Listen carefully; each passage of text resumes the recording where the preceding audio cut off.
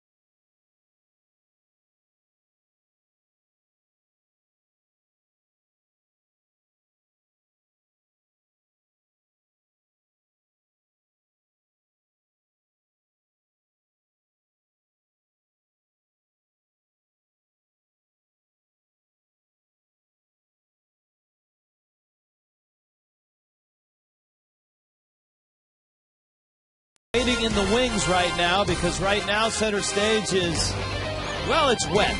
But we got baseball before too long. And in the meantime, we'll entertain you as best we can. In fact, we're going out to left field. We're going to talk to Craig Minervini and one of our favorite people, Nancy Olson, along with Jeff Conine, talking about the fantasy auction, which is coming up. Take it away, guys. Rich, you do so much work on this. Back to you again this year.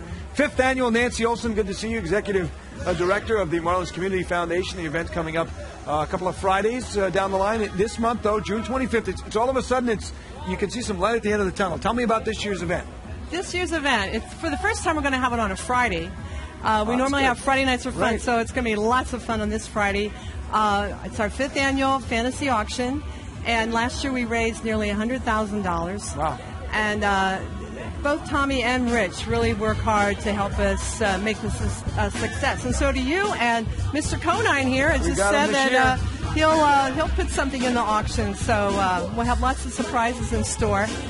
We're selling tickets for the event. We can only sell 200, and they're $50 each. That includes your game ticket in Section 138. Right. Your buffet of your food, and then you can be on the set with you and the Ford Big Board this year, and it's also presented by Tommy Bahama. I'm wearing my Tommy Bahama shirt tonight. And our South Florida Ford dealers. That's right, and we want to thank them for supporting us. And the packages are going to be fabulous. We have the watch party back again. Thanks to Best Buy, we have a big TV set. We have a Carnival cruise, 7 days on Carnival. We've got a trip over to Treasure Key and the Bahamas.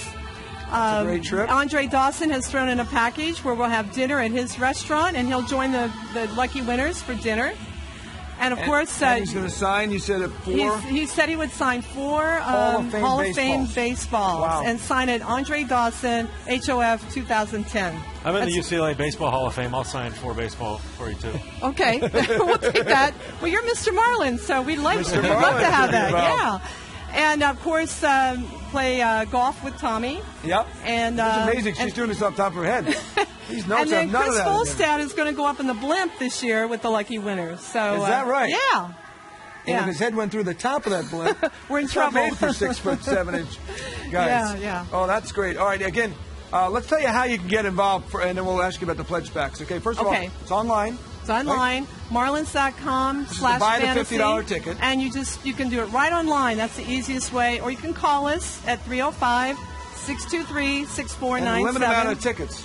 We only have 200 because we have the a game, special folks, set. But this is our section for our show. So if you're coming to the game, now if people are coming to the game, can they still? People can call They can call in, but they will not be able to come into the party. But no access to the big party. Right, it's exclusive to. You better get in quick. Yeah. All right, let's ask you about the pledge packs. That's always a fun thing. Well, last year we had 100 pledge packs, and this year we have 200. In fact, Cody Ross signed the ball last year. I had to go back to him. We had oversold, and he signed more baseballs for us. This year, Josh Johnson, our all-star, signed the baseball. We have a Tommy Bahama beach towel. You can see the hats. We have Ford has given us an LED keychain. We've got a New Era adjustable Marlins cap. Fox Sports Florida has given us a Henley shirt, as well as a cap. We have the Marlins military style hat. Tommy Bahama has a coupon in there for. Can't beat that. Yeah, and then we have the Hanley batting champion replica pennant. Remember that pennant he got on opening day? Well, we've got that in. Not the one with diamonds, but the replica. And then the Fox Sports USB drive, and it all comes in a Marlins tote bag. Oh, that's great. Again, Marlins.com. $125. And we're going to sell them online this year. So starting June 21st, you can buy them online. You can buy them online. And next week, you take a look at the packages, too, in some more detail with pictures and what have you at Marlins.com. Niners going to be a fun event. I know you've been able to watch it, but this year I'll participate in it, whatever you need from me. Okay. As many UCLA Baseball Hall of Fame baseballs as you want. I'm in. The Bruin Hall of Fame? Yeah. All right, thanks, Nancy. Oh, you're welcome. And thanks to everybody at Fox Sports Florida. June 25th is the date. Up next, much more. We'll preview the latest Inside the Marlins from Sun Life Stadium. Little rain delay here. Marlins Brewers Game 3 on the horizon.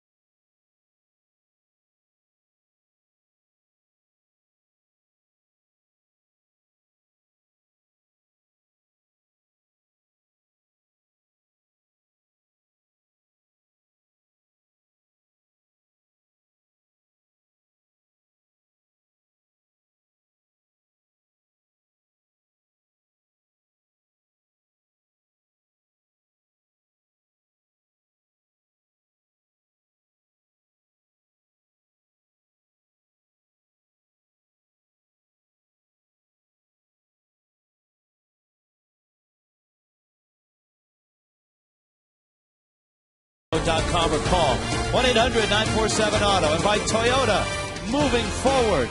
By AT&T, find out what's possible with the nation's fastest 3G network. AT&T, rethink possible. Hey, Tommy, look.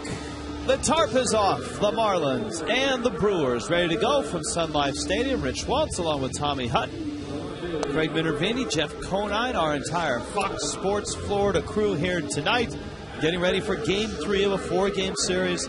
The first two have gone the Marlins' way. This is the Brewers lineup. They've dropped 3 in a row. They are 10 under. Ricky Weeks leads it off at second base. Ryan Braun has moved up to the 2 spot. He's having a tremendous season, as always. Prince Fielder at first. Casey McGee leading the National League in RBIs at third. Corey Hart has hit 5 homers in 5 games in right. Carlos Gomez back in center. George Kataris is catching. The pitcher's hitting 8th, Giovanni Gallardo. And Alcides Escobar, the shortstop, hits 9th. And there's Chris Volstad. Yeah, there's a look at Chris Volstad. He gets to pitch here on a night when his former high school Palm Beach Gardens high school girls softball team just made an appearance, having won the state championship 3 out of the last 6 years. So Chris Volstad making an appearance, and I'll tell you what, it's his first appearance against the Brewers. He has been a hard luck guy this year. He has kept his ball club in just about every game he's pitched. Unfortunately, he's 3-6. All right, let's check in quickly with Allison Williams. Allison? Hey, guys. It's still sprinkling a little bit down here. Skies are pretty dark to the west, but behind us it looks all right. And the guys said that they passed time by keeping themselves entertained. They played some cards, watched the Dodgers game, some YouTube videos, but they all said the field looks good and they're ready to get out there and play some ball. Yeah, they're throwing stuff at you, too, so they are entertained. Here's Ricky Weeks, Ryan Braun, Prince Fielder, ready to go against Chris Volstad. That would be a strike, says Mike Riley, as Weeks leads it off. 3 hits in this series. He is a powerful leadoff man with 8 home runs. Grew up in the Orlando area, and he takes down low. That Dodger game that everybody was watching, not only down in the clubhouse but up in the press box, was a lengthy affair that the Dodgers won. There's a chopper over the mound. Uggla charging. Hanley cuts in front. Uggla takes it and throws him out. Wow. And even Uggla may have been surprised by that streak right in front of him. Yeah, that was Hanley. That's some play. Yeah, Hanley even had a smile on that because I think he thought he might get to this ball. A lot of times it's the shortstop has an easier play. He couldn't quite get there, so you credit Dan Uggla. Might have been blocked out of the play a little bit, but he caught it and threw out a fast runner on Ricky Weeks.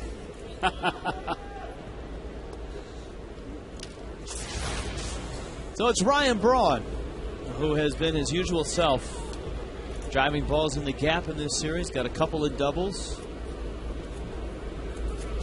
He's part of that little shakeup in the lineup that Ken Maka employed tonight. He wanted to move Braun and Fielder up. Braun was hitting 3rd, Fielder hitting 4th. Hoping maybe to get them a few more at-bats. And then also with Escobar hitting in the 9th spot and the pitcher hitting 8th, kind of changes things for him. Braun in the top 5 of a lot of offensive categories. He is also at the very top of the National League vote getters for outfielders for the All-Star team. Braun, Jason Worth, Andre Ethier are the leaders in the outfield right now. The National League vote tallies announced today. Hanley Ramirez is still trailing Jimmy Rollins by the slightest of margins at second base. Volstad with a nice looking curveball, and he thought he had strike 3.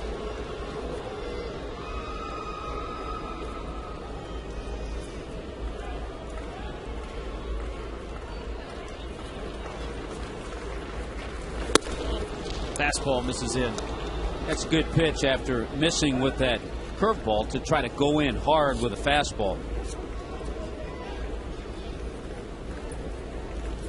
2-2 on Braun. See if he stays inside or if he goes back away. Changeup. A couple of the games that we've seen Chris get off to a good start, he's had all of his pitches working early. The changeup, the curveball, and the 2-seamer. It just does not seem right that he has lost 4 consecutive starts in games in which he's pitched pretty well in all of them. That one came back and caught the corner. He doubled up on the changeup. Well, that's a nice pitch, 3-2 early in the game. Certainly not what Ryan Braun was thinking about.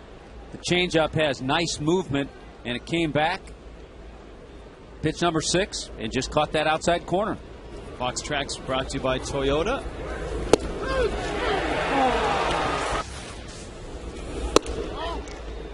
Now Fielder. Prince Fielder has a couple hits in this series. One of them a home run. And that home run was last night in the 6th inning when the Brewers came storming back to tie the game. Ken Maka's team can score runs. There's no question about that. Their problems have been in the rotation and in the bullpen. But tonight he's got his ace on the mound, Giovanni Gallardo. 1-1. Fielder hits a towering drive to left. Coghlan wanders back and over and there. And a 1-2-3 inning for Chris Volstad. Glad you hung with us through a 51-minute rain delay.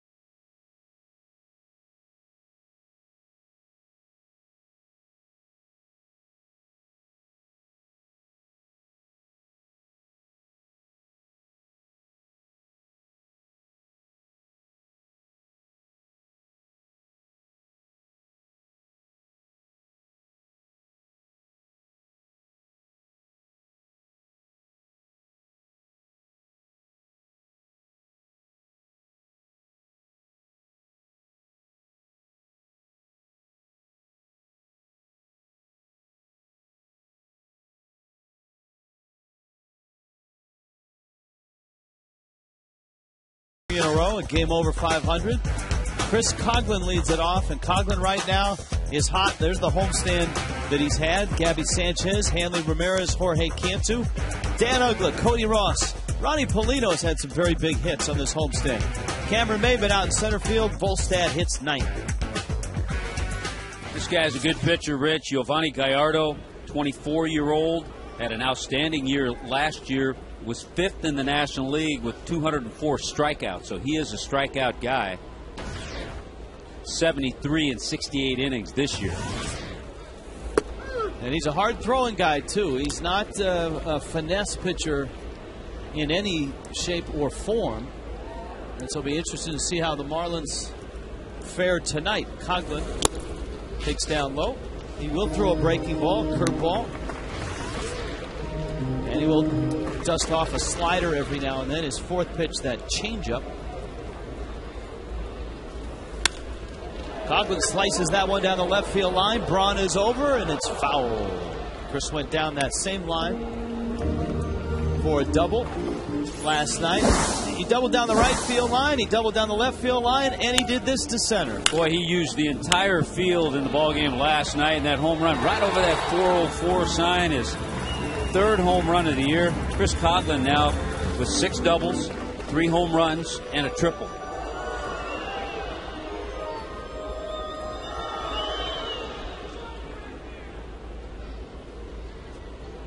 One-two from Gallardo. Oh, soft one hopper that McGee throws away at first. Coghlan takes a left turn on his way to second, and he's in there. McGee is saying that he caught it. Yeah, he's pleading with the third base umpire, Chad Fairchild, but Fairchild immediately made the safe call to indicate that no, he did not catch it. And I think that threw his timing off in a lackadaisical throw over to first base. Two-base error. Let's see. Fox Exmo. It bounced. It did. And home plate umpire Mike Riley has come all the way out to third base. He had the best look at it. And Riley is going to tell him, look, guys, I'm the crew chief. I saw it. Let's move on. And Fox Exmo doesn't lie. And you know what? It's Ken Maka's decision. He has to go out and argue a little bit, but once we saw it back on Fox Exmo, it showed you that that ball did short hop into the glove. So a good call by Fairchild, the umpire at third. It's going to be an error all the way on McGee. And it puts Coghlan in scoring position. Brings up Gabby Sanchez. 7th error of the year for Casey McGee. The Brewers are kind of in the second, third of defense as far as the National League is concerned. Sanchez goes after the first pitch and fouls it back.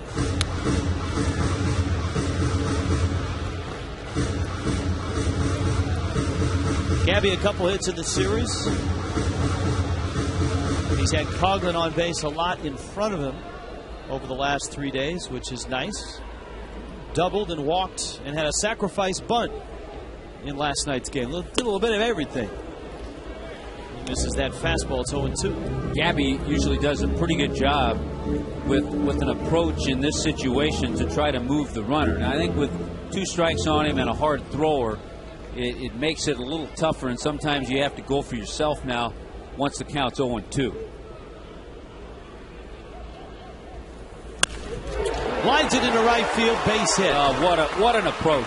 Coghlan had to wait to make sure it wasn't caught, and so he gets as far as third.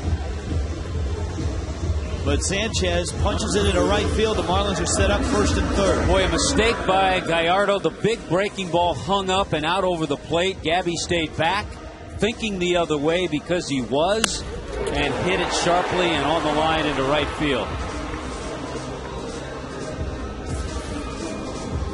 And now the Marlins have Hanley Ramirez up. Hanley has a couple hits in this series, 2 for 8. He drove in a run with a single last night.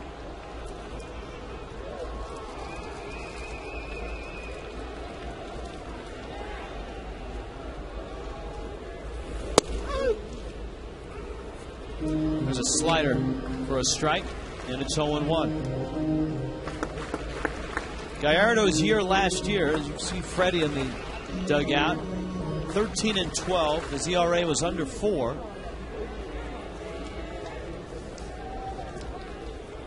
He was not a factor in the postseason run in 2008 because he had knee surgery. Actually, he had 2 knee surgeries, one on the left and one on the right. He was out all of 2008. 2007, his rookie year, he was very good. He had a rough year, so last year was a nice bounce-back year for him.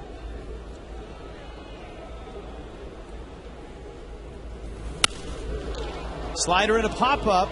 This could get interesting if it's caught. Weeks is running, and he won't get there. I think Coghlan. Yeah, I think early in the game, you go ahead and catch that ball if you can. If you had a tie game, 8th or 9th inning, you'd probably just let it drop. He tries to get down in that slide. He saw how close he was getting to the fence and knew he was going to have to brace himself. So that's kind of a defensive move by Ricky Weeks. You know, the other thing going on that play was Gabby Sanchez and Dave Collins having a long conversation when that ball ended up on the warning track. Hanley swings and misses at a fastball, and Gallardo strikes him out.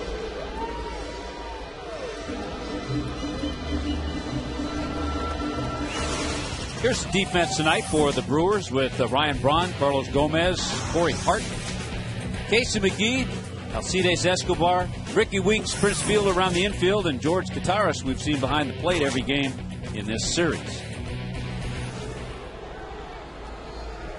Cantu now And Gallardo certainly is thinking about a ground ball or a strikeout, and he had plenty of them in his last start. He struck out 7. It was his first career shutout. He got locked into that pitching duel with Johan Santana and was the recipient of the Corey Hart walk-off home run. Coghlan and Gabby at the corners.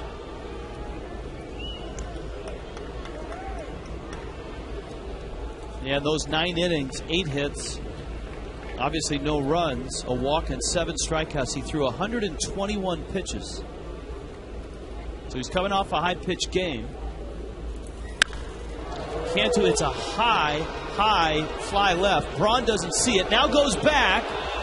Makes the catch, and Coghlan tags, and he's going to score. Had Braun seen that ball and had his momentum coming forward, that might have been a very different play at the plate.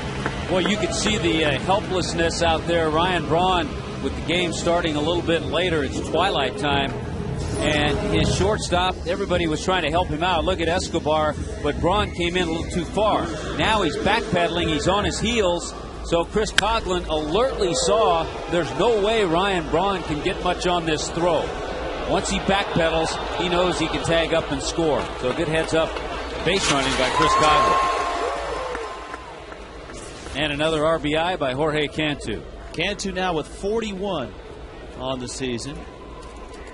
And that ties him with Casey McGee, the 2 third basemen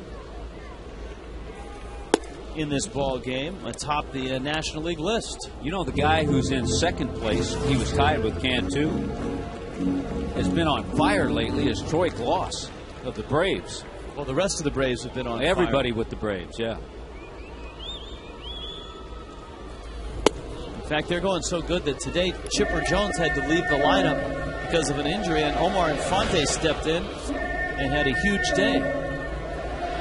Braves have won 18 out of 22, and they've won 8 in a row. Charlie Manuel really lit into his team apparently after the ball game, and they aired him out. The Phillies never had a lead in that series. Wow. 3-0 to Ugla. Green light. Got a hard thrower. Probably you'll see a fastball. Give him the green light. Yeah, he had it. Just couldn't pull the trigger on it. And started the swing. That's the tough part. When you have the green light, you're going to get it started a little quicker. So then it's tougher to lay off a pitch that might just be out of the strike zone. But guys like Cody and Dan Ugla, against a hard thrower like Gallardo in this situation, you go ahead and give it to him. He just missed that one. And the count's full now 3-2, so Gabby will be on the move. Marlins have a run. It's an unearned run, but a run nonetheless, and a 1-0 lead. The Marlins know firsthand what an unearned run can do.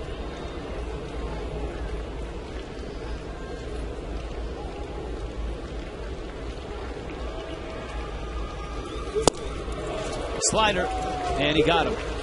So Gallardo strikes out Ugla. Marlins are on the board. It's 1-0.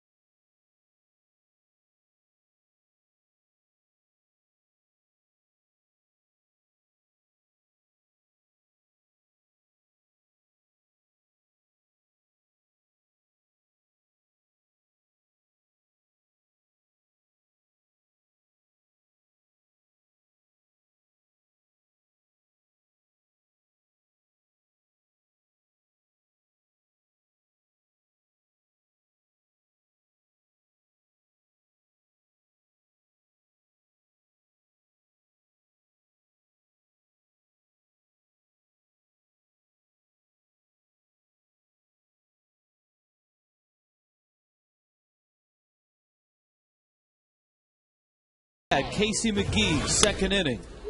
And a strike for Volstad. He's out in front 0-1. McGee now has company atop the RBI chart in the National League.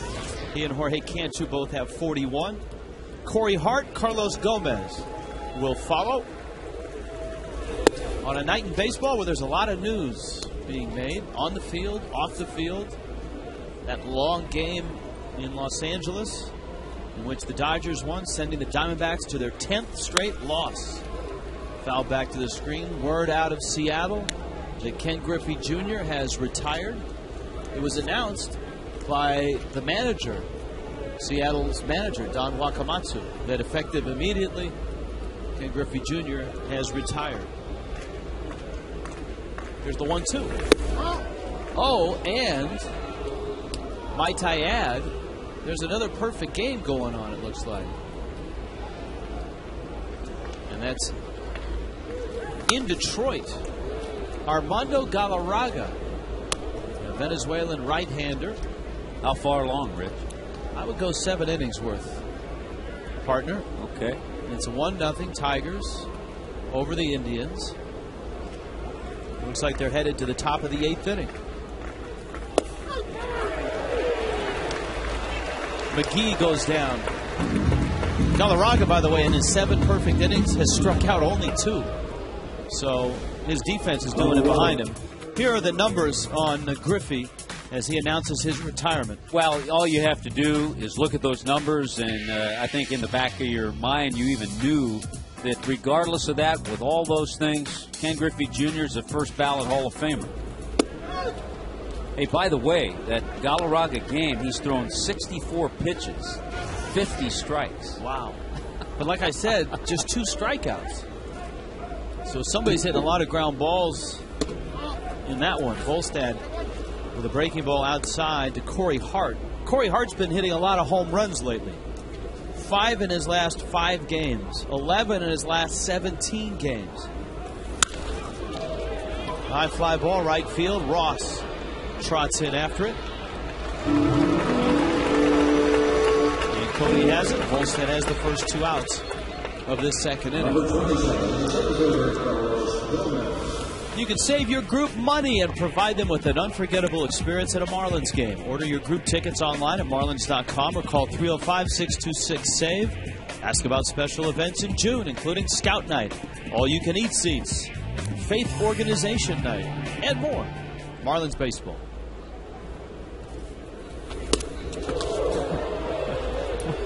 Carlos Gomez, I don't think it was that close.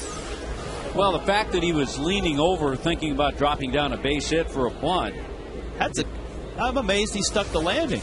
Remember, he had a bunt base hit the other night. He brought both feet up, and then as he came down, he got that 1 foot down just in time. And this is inside, 3-0 from Volstad.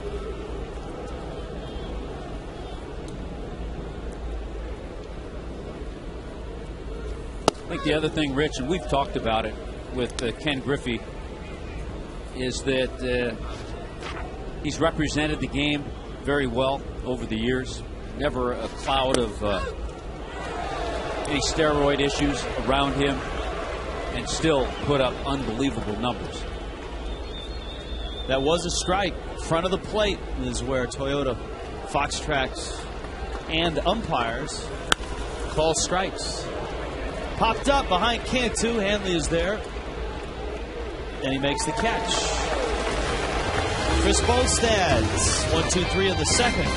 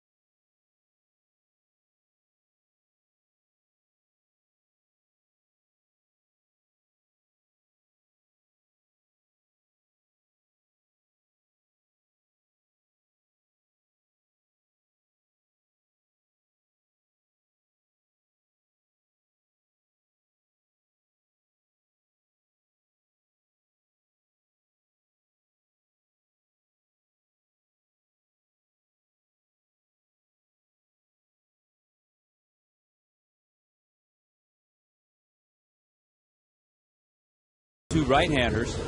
Gallardo, who we've talked about, a good strikeout guy, throws hard. He's been right around 92 most of the time.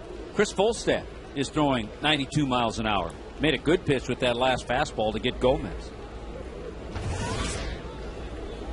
Cody Ross, Ronnie Paulino, Cameron Maybin. That would be a strike.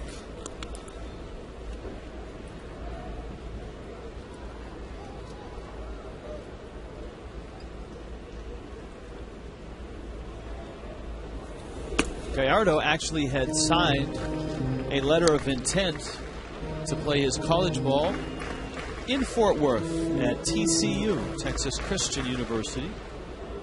But the Brewers threw a lot of money at him as a second-round draft pick, and he signed in 2004. Cody sends that into right center field. Nice sliding catch there by Carlos Gomez. He went a long way to get that ball. Yeah, very nice play because it wasn't hit that sharply, and it was slicing away from the center fielder. So Gomez got a good jump, a good route, and was able to run it down. Very nice play. Good concentration. Long way to go, and watches it all the way into that glove. Here's Ronnie Paulino. Gallardo misses high. Paulino 4 hits, 3 RBIs on the homestand.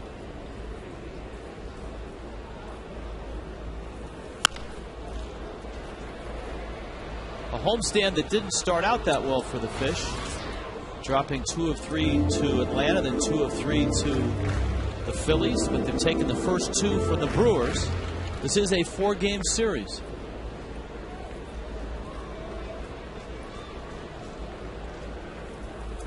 By the way, the only run in that game for the Tigers is Galarraga has got a perfect game going into the 8th.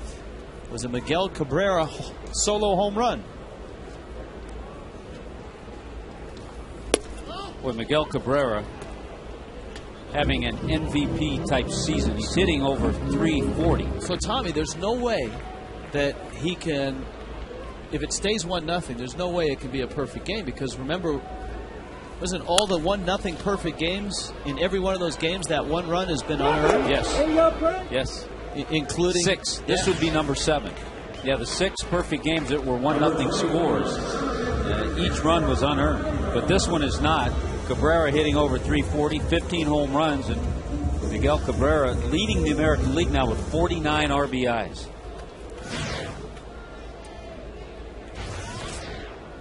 Here is Maybin. Cameron with a home run in this series. That was an inside the Parker, a line drive that got by Carlos Gomez on Monday afternoon.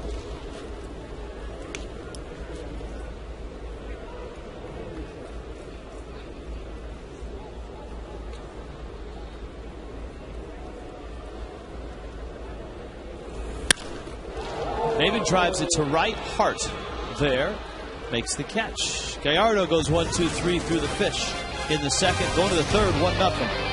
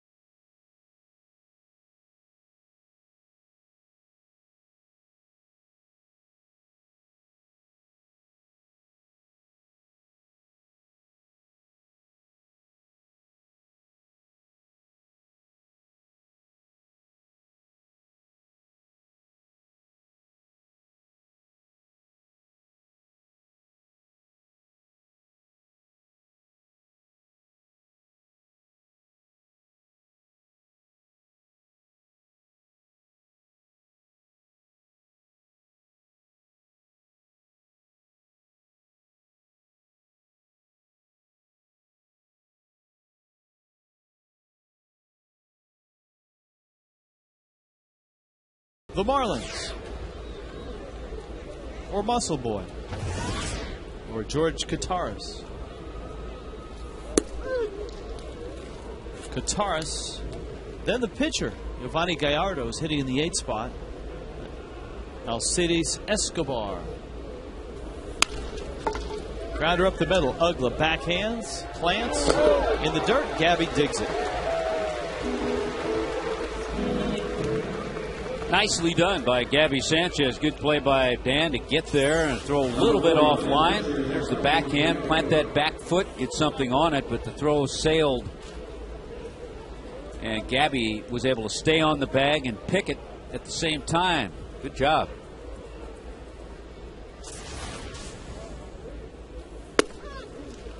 Ken Maka not only moving Ryan Braun up to the 2 spot, but also flipping the pitcher and his shortstop in the 8-9 spot. So it's Gallardo hitting 8th. And of course, we've seen it a lot from Tony La Russa in St. Louis, and his basis for doing that was getting more people on base for Albert Pujols in the 3 spot as the game progressed. Yeah, it's one of those things, maybe a little trick play, if you want to call it. They talked to Ken Maka about it. It's the second time he's had Escobar hit 9th. And he feels that he'd rather have the speed of Escobar in that spot as opposed to ahead of the pitcher in the number 8 spot. And then by moving Braun and Prince Fielder up, he might get them another at bat. Plus, Weeks isn't your typical leadoff guy. He's driven in 30 and has hit 8 home runs. That would be a broken bat. Rondo Galarraga is through 8 innings with a perfect game for the Detroit Tigers. So we'll keep you updated on that one. He's facing the Cleveland Indians up in Detroit.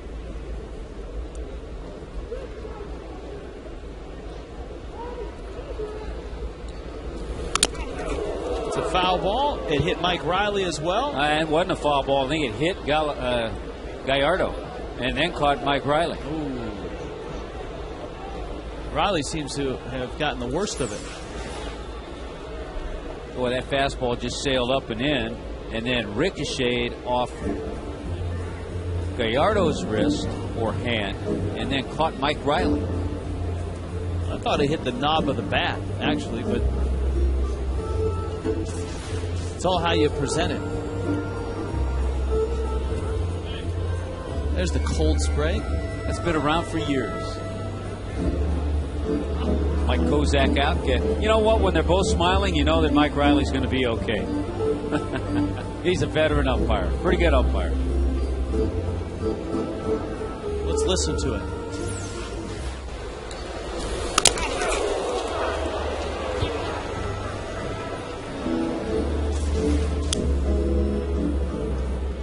The sounds of baseball that umpires and players don't want to hear.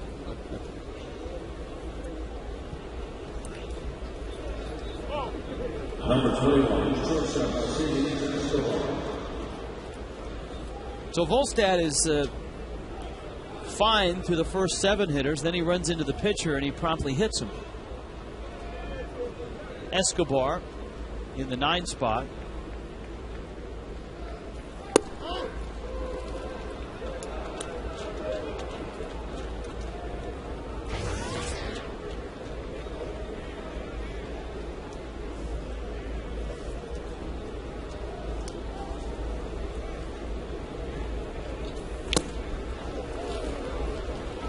To show you how well Chris has pitched and not had a whole lot of luck.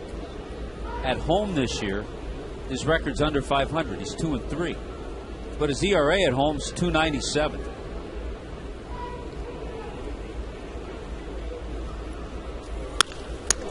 Right back at him. Got one there. Got 2 there. Just like that. A couple of nice picks in the inning for Gabby Sanchez, too. Your old 1-3 double play. And Volstad has faced the minimum through 3.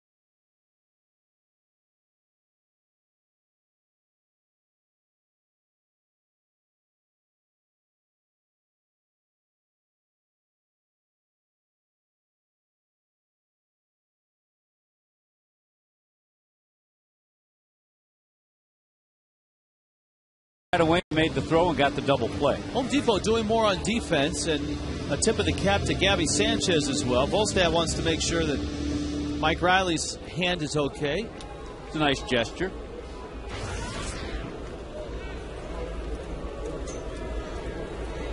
Volstad, Coughlin, and then Gabby in the third against Giovanni Gallardo. Gallardo has been one of the lone bright spots in this rotation for the Brewers.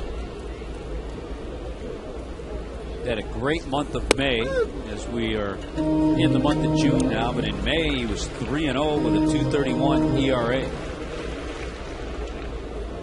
Chris Capuano will start tomorrow night against Josh Johnson. Randy Wolf also in the rotation.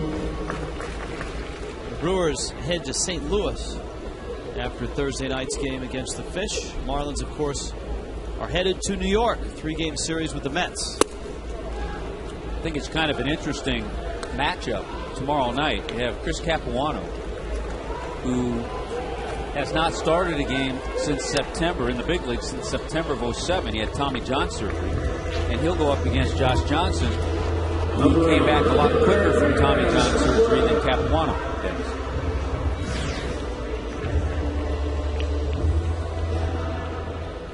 Coughlin hit the soft liner at the feet of Casey McGee back in the first. McGee threw it away at first base. That started the Marlins in the first. Gabby Sanchez would single. Hanley would strike out. McCantu would drive in the run with a sacrifice fly.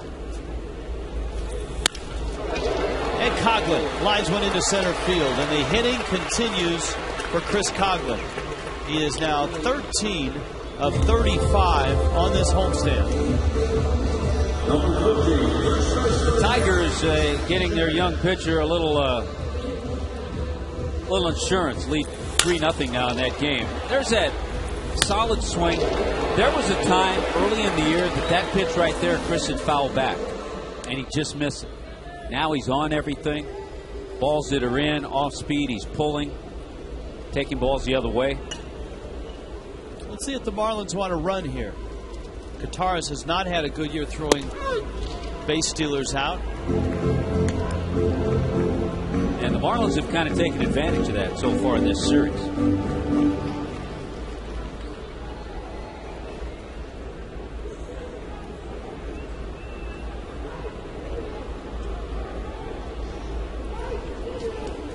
Base stealers are 19 of 20 against Kataris, but Gallardo is pretty quick to the plate, and he's a hard thrower. He's a good athlete out there.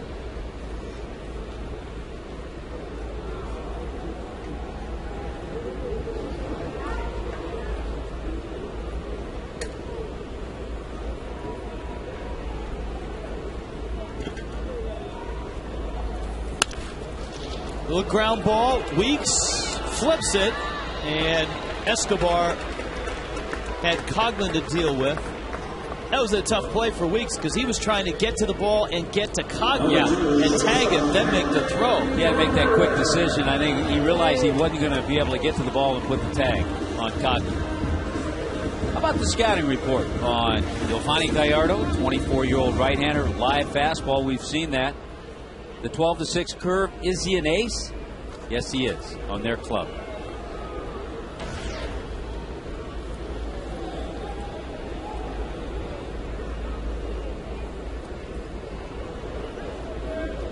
Hanley struck out swinging in the first. This is low with a fastball. Yeah, I made this comparison the other night. On June 2nd last year, the Marlins were 4 games under. They were 24 and 28. But remember, they went on and had a tremendous month of June. They won 17 games. They were 17 and 11. Little flare. And it's foul.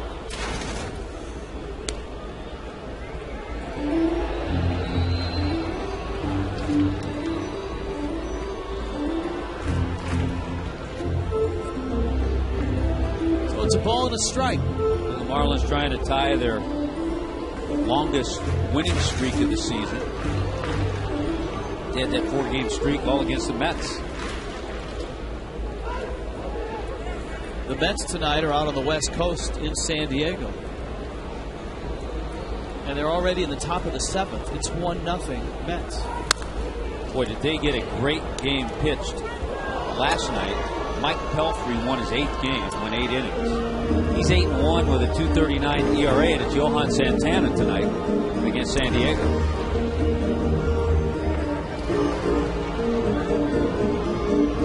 So does that mean the Marlins are going to miss both of those gentlemen? The Marlins will miss both Pelfrey and Santana. Pelfrey's been their strongest pitcher. They'll miss him, and they'll miss Santana.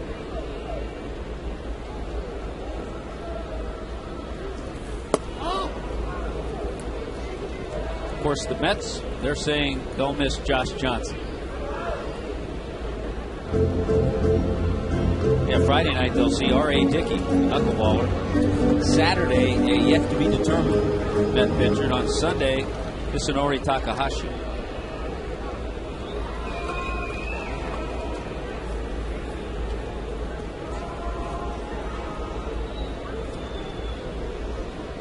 Marlins saw a knuckleballer this year. I believe it was with the Dodgers.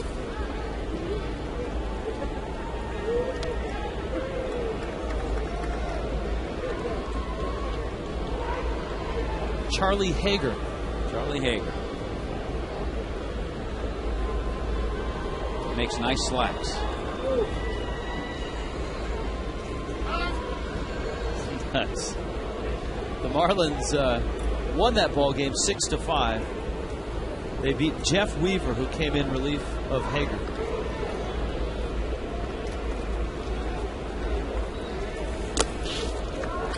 In the dirt. Full count, 2 outs. That means a nice head start for Gabby at first. So if Hanley can knock one in the gap, the Marlins can add on.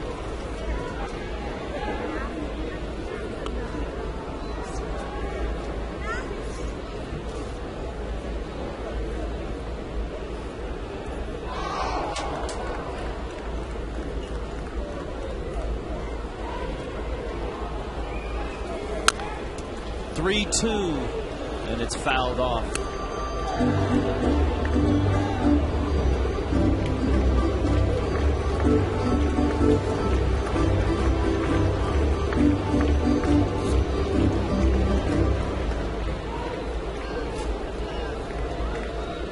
Gallardo and Hanley. Gabby will be moving again.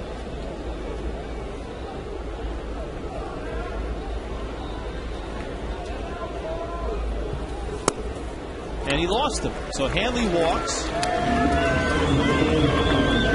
Cantu comes up. Number 3.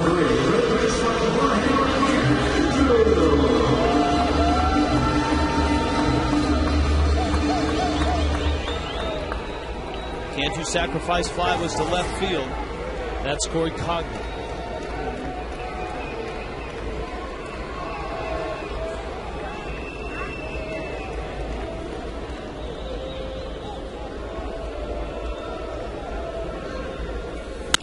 Breaking ball, ground ball, base hit left field. Let's see if they send Gabby. Here he comes. Braun will not make a throw. Cantu delivers again. And now he's all alone atop the National League RBI chart. I'm telling you, a man at third base, less than 2 outs, he'll get the run in. He did so with a sac fly in the first inning. You got a man on second. He's hitting over 400 with runners in scoring position. Jorge Cantu's 24 for 58 this year with runners in scoring position. Our leaders of the game brought to you by JM Lexus. Cantu with 2 tonight has passed Casey McGee. At JM Lexus, price made us #1, 18 years running. Click jmlexus.com to find out how. You know, it's amazing. And I don't know if it was intentional, but you see pitchers and you look at Hanley's numbers with runners in scoring position not near what Jorge Cantu is. And it's almost like pitchers don't want to give Hanley much. They kind of pitch around him and go after Jorge Cantu. And he makes them pay every time.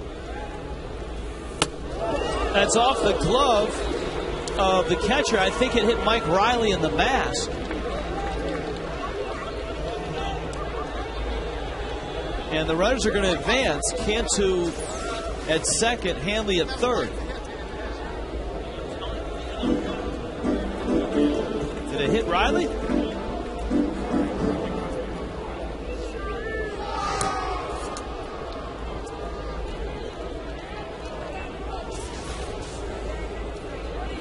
So Mike Riley is okay.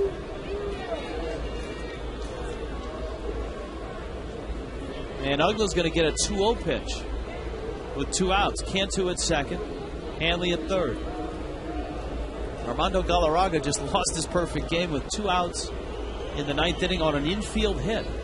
On a questionable call at first base, we might add.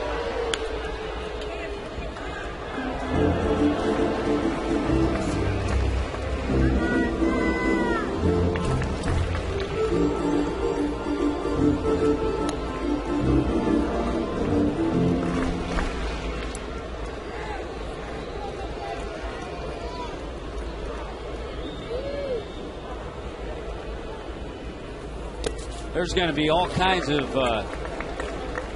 you-know-what raised in that ball game because we just saw the replay, and the umpire at first base blew the call on a perfect game.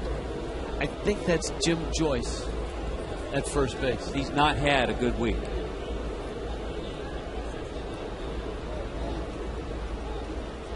Three-one coming to Uggla. And it's down low. Uggla walks. Gallardo's pitch count has rocketed to 52. All right, here's the play that we've been talking about. We've been following this story, and we're going to show you the play. There are 2 outs in the 9th. Perfect game going.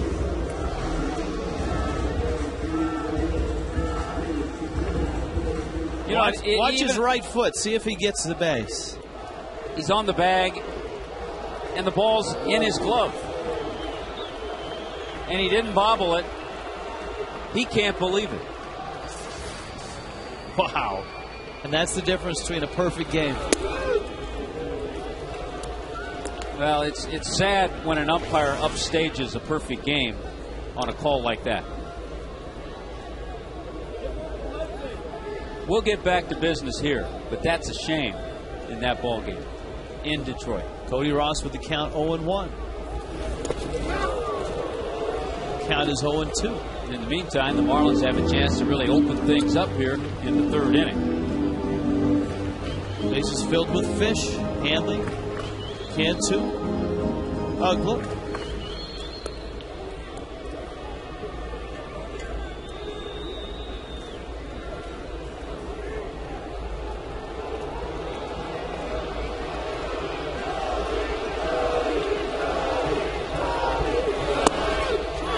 Struck him out.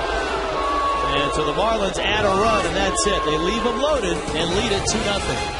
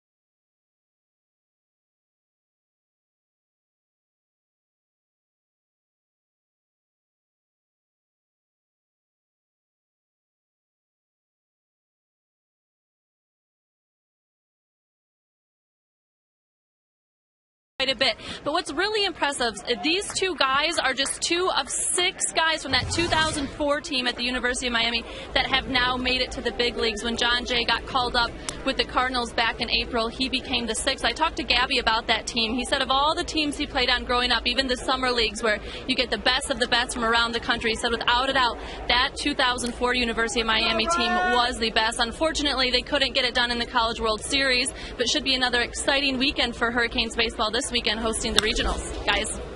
Hey, Allison and Tommy, I've got a great John Jay story for you. I got a great John Jay note. The Cardinal outfielder who was on that team with them. When we were in St. Louis, I was talking to him about Gabby and playing at the University of Miami, and he grew up here in Miami as a kid. He said, I was a Marlins fan growing up as a kid. He's a first-generation Marlins fan.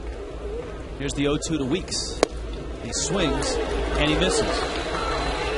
And we started talking, and he goes, man, he said, I saw this winter, I saw the new stadium going up. He said, wait till people see a game in that stadium. He said, he grew up watching baseball in this place. He said, a football stadium.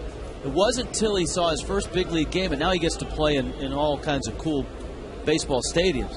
He said, people down there, he's trying to explain to his friends down there how different an experience it is to watch a game in a real ballpark as opposed to a football stadium. And he said when that place opens up, he said, I can't wait to get down there and play. And I love how all of this John Jay stuff has fallen into place. I have a great addendum to all of that, to Allison's story, to yours. Last night, the Cardinals got beat by the Reds 9-8. John Jay played, was 3 for 5, and hit his first Major League home run.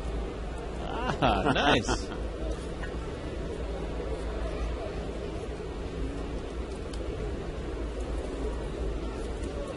(1-1) to Braun, and it's up. Volstad struck Braun out back in the first inning. Chris has 3 strikeouts.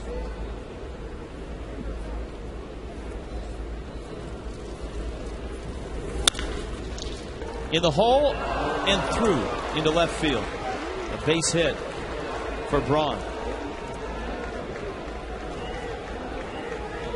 So up comes Fielder with McGee to follow. Well, we talk often about this quick infield, and it is quick. Hanley even back on the grass trying to get that one. The ball scooted by him. So Braun, who's second in the National League in hits, adds to his total. Must be a little odd for a team like Milwaukee to come into this ballpark and play, because they play in the Central. And the grass infields in the Central in both the American League and the National League, by almost all accounts, are central cut thick. I mean, really thick. And Rich, I think with that and with the weather, I think should be an advantage to the Marlins. And to this point, they haven't taken a whole lot of advantage of that. The Marlins 16-14 at home. You look at some of the other home records in the National League East. The Braves are 19-6, and the Mets are 19-9 at home.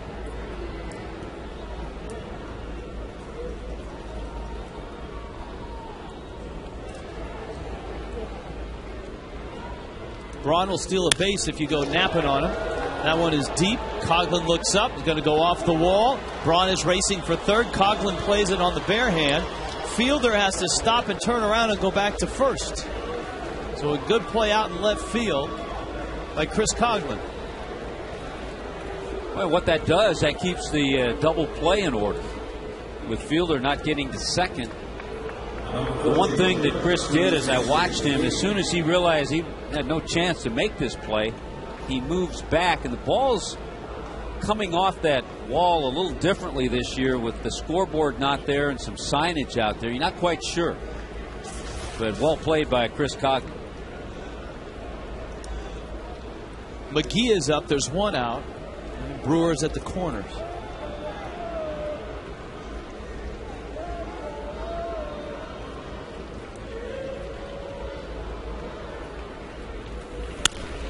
McGee has been the Brewers' Jorge Cantu this year. Not the sexiest name in the lineup, but the biggest run producer.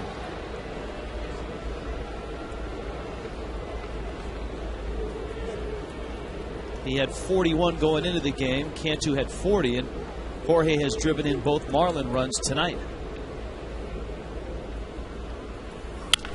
Good curveball. There's Cantu. Got it out there. Uggla's turn. Safe, and Braun did not go home. Well, I can't believe Braun didn't go home. One down, you're usually just going on contact. And so the Marlins catch a huge break. They get the out. They don't get the double play. Cantu moves back. And as soon as Braun saw that throw go to second, I thought he was going to come home. He kind of stopped. That's pretty close at first base, too. I'll tell you what, Braun may have seen that play the other night in Atlanta where a ground ball to third with a runner at third who hesitated a bit. Prado made a great throw, yeah. Martin Prado. He took the feed from the third baseman, and instead of throwing it to first, he came right home and got the runner at home. That's way too much thinking, though. You're giving Braun way too much credit to think of all that. Come on, Tommy. There's a few professors that had him in class that are saying, wait a minute. What's Hutton saying? What's he trying to imply? So McGee's at first. Hart's not an easy out. That one pops away from Paulino. Just don't touch it with your mask, Ronnie, and everything will be okay. Did we see? Did Bake do that last year? I'm not sure if Bake did. Or was it another catcher, another team? I think it was another catcher, another team. That's a dead ball, and runners advance, I think, a couple bases. If you stop the ball with your mask.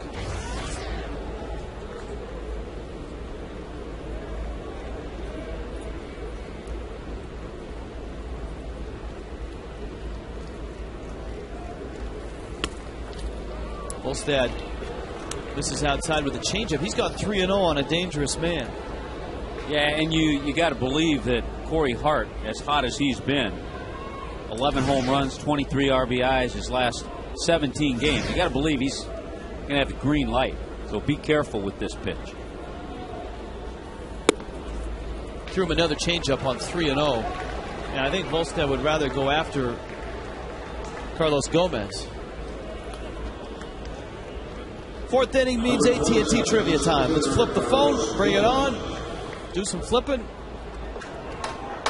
Which current two Brewers won league championship MVP awards? League championship. So we can go back. Obviously. How about a Paul Molitor? Well, no, it says current Brewers, right? Oh, current Brewers. Okay. See, that used to happen to me in school. I just didn't read it. I never read all the stuff.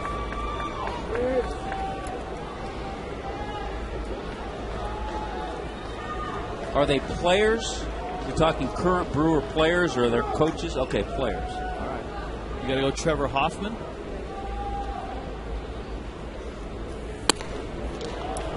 It's hard to think of Brewers that have actually been in a league championship series. Yeah. Volstad has gone 2-0, and there's no place to put Carlos Gomez.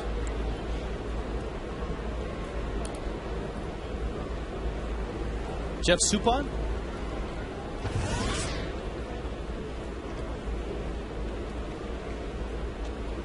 Our producer, John Solson. He's throwing at a Craig Counsell. Yeah, that's a pretty good guess. That is a good call, and I think he's correct. Suppan's not a bad guess, though, either. He had a pretty good postseason with the Cardinals. Yeah.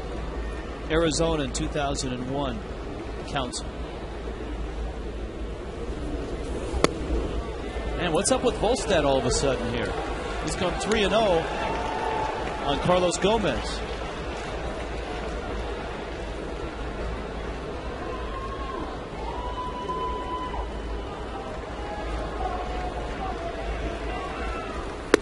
Let's see if he can climb back into this thing. It's 3-1. And he's going to have to pour something down the middle of the plate. Got no wiggle room here.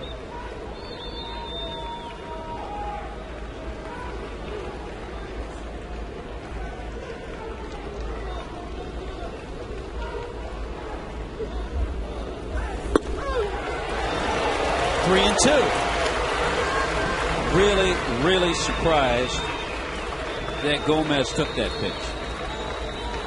Flat out knowing he was going to see a fastball, and he got a fastball right out over the plate. Runners on the move. 3-2 coming.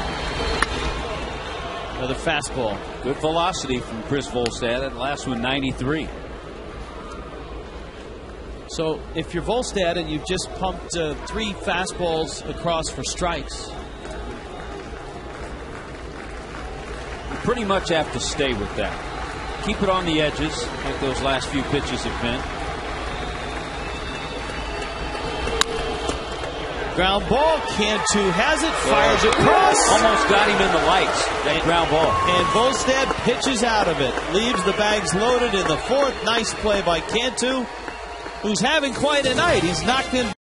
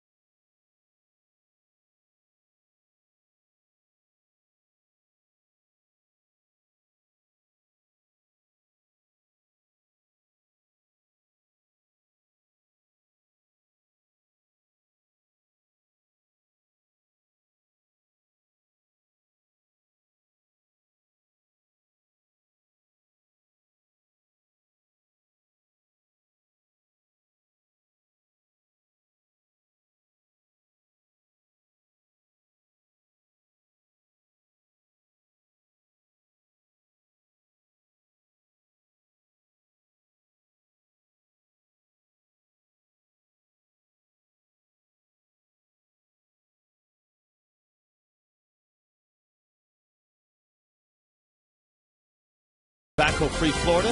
Escape the addiction of tobacco. Be free. Visit FloridaQuitline.com. By AT&T. Find out what's possible with the nation's fastest 3G network.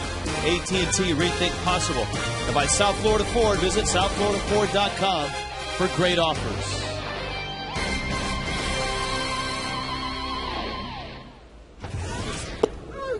Ronnie Paulino takes a strike. I was talking, Rich, with Freddie Gonzalez about how he plans on keeping Ronnie Paulino in there as long as John Baker's on the disabled list, and Brett Hayes, the other catcher, also a right-handed hitter. Because Ronnie's starting to play a lot of games consecutively now. And he said the one thing, he said he's swinging a hot bat. So I want to keep him in there. Ronnie came into this game a 3-game hitting streak, had 11 hits on the homestand.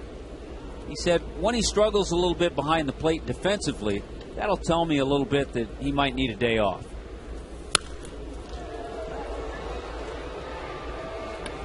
John Baker has yet to go out on his rehab assignment. The Marlins are waiting until he's able to start throwing again, because he can hit right now, but on the rehab clock, they don't want to start him until he's able to do both.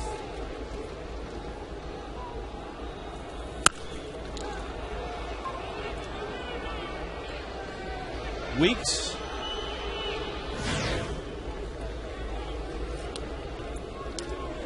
There's one out. Here comes Babe, and here comes the answer to our AT&T trivia question. Which current 2 Brewers won the MVP in a league championship series? We had Council in 2001, and it was Suppan in 06. The Brewers are going to have to make a tough decision with Suppan. Chopper out towards short. Escobar fires to first. Suppan right now is in the bullpen, and he is owed $13 million this year. And if his option is not picked up next year, there's a $2 million buyout And so it's that whole question of, for a team like the Brewers, do you cut him loose and just eat the money? You try to trade him somewhere? It's a real tough position to be in. You know, part of that success that Suppan had in the postseason enabled him to sign that free agent contract with Milwaukee. Suppan in the championship series was 1-0 in 2 starts for the Cardinals against the Mets. In 15 innings had an .060 ERA, so he finished strong that year. Won 12 games for the Cardinals that season. Yeah, well, this year his ERA is 7.28. Volstad, it's in foul territory. Weeks takes care of it. And Gallardo settles down in the 4th. We've played 4. It's 2-0 Fish.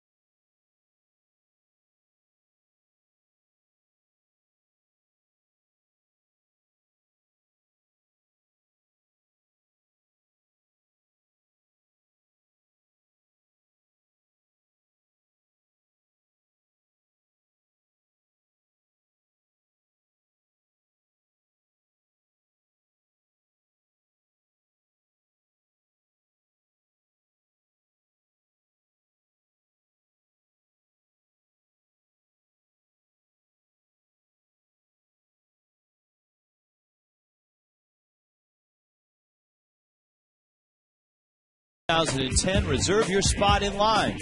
Seat selection in the new Marlins Park begins this season for current season ticket holders. 1-877 Marlins, the number to call. There it is.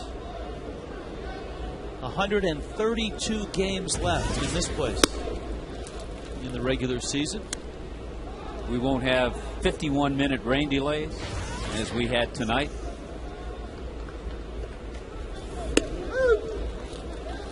George Kataris takes a couple of strikes. Actually, a strike there, and it's 1-1.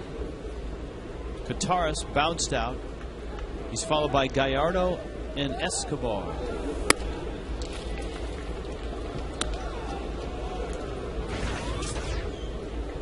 The changeup has been a pitch that Chris has used a lot tonight. Especially effective to the left-handers. But he's 3-1 here. He really flirted with a big inning in the 4th. Yeah, the pitch count's starting to get up because of all the 3-ball counts. That ball looked low, but as we've seen on Fox tracks, balls like that oftentimes come in as strikes. 3-2 coming. Foul back. One of the things that Ken Maka likes about George Kataris, he's an on-base guy. He's hitting just a little over 200, but his on-base percentage is over 400. He's walked 24 times. Yeah.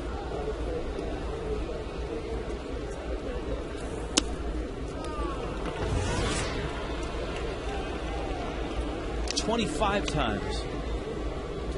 Time now for the Keep Your Edge Spotlight, brought to you by Just for Men Mustache and Beard. Jorge Cantu has driven in both runs. This was a sacrifice fly. And then an RBI single. He's given the Marlins the edge. You too can keep your edge with Just for Men mustache and beards. You've just joined us. The Marlins have a 2-0 lead. Chris Volstad against Giovanni Gallardo. This is Gallardo. And he takes outside. Lots happened in baseball tonight. Armando Galarraga of the Detroit Tigers had a perfect game into the 9th with 2 outs. And on a ground ball, the first, Miguel Cabrera, the Tigers' first baseman, fielding. Gallardo appeared to beat the runner to the bag easily. And the runner was called safe. And it was ruled a infield hit. And that ruined the perfect game. And the next batter bounced out to third.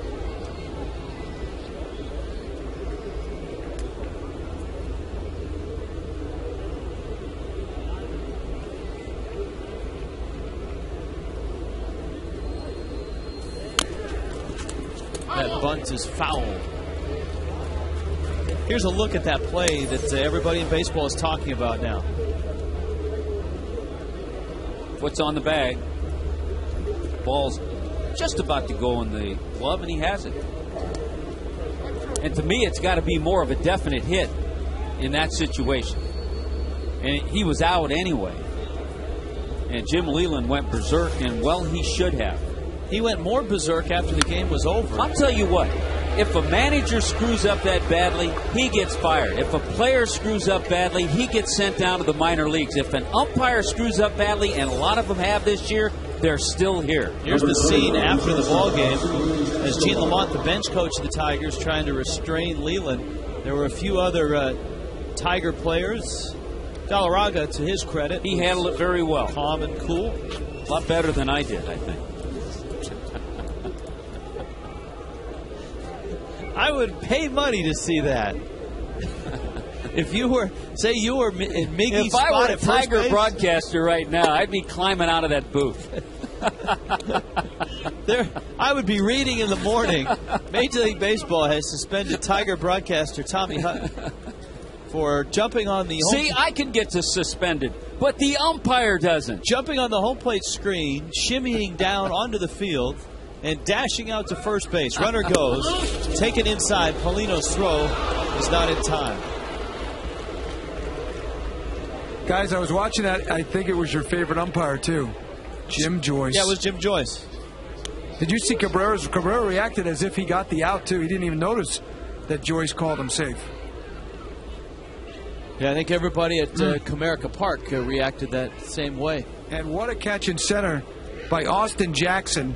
Willie Mays style on the dead run in the 9th inning. Oh, yeah, the first out of that inning was unbelievable. A great catch.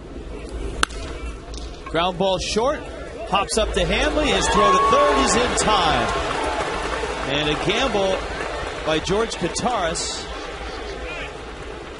He got a good piece of Cantu on the slide, but the Marlins get the out at third base. Well, heads-up play, a bad play by the base runner, Kataris. Hanley with a heads-up play. He sees it all in front of him, turns. It's a tough play for a third baseman because Jorge Cantu has to get to the bag in a little different ways. Well out in front of the bag, gets a tag on, but then Kataris gets a piece of him. That's not as bad a piece. I thought it was a spike. Not as bad a piece as Russell Martin got on not J.D. Drew, but Stephen Drew last night. Did you see the play at second base? I did not. At Dodger Stadium. It caused a bench-clearing incident. No punches or anything like that, but Russell Martin came in spiked high trying to break up a double play. And it wasn't Drew that really got all that fired up. It was his teammates that did.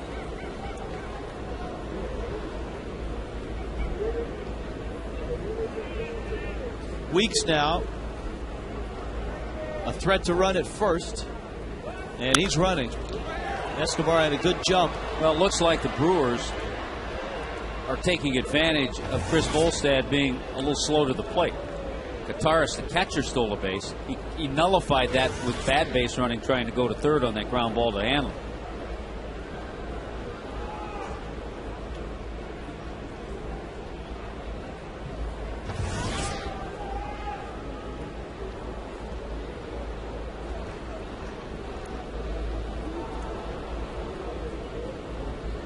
See if he's running on the 0-1 pitch.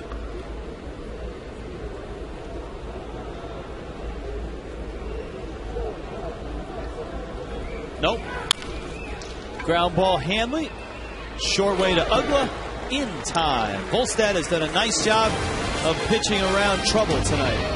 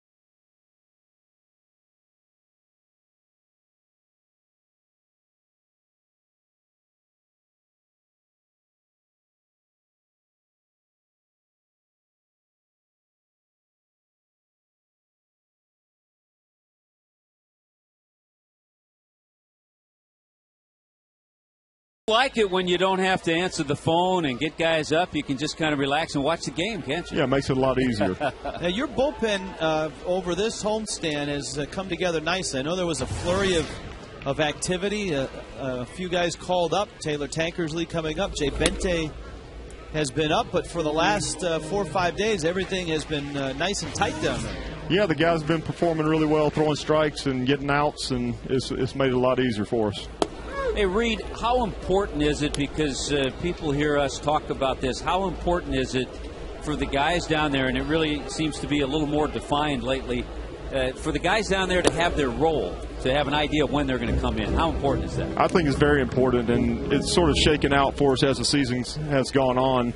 But when a guy understands what inning, what situation he's going to be pitching in, it makes him a little bit more relaxed, more comfortable, and they can mentally prepare for that situation as it's unfolding before their eyes down here.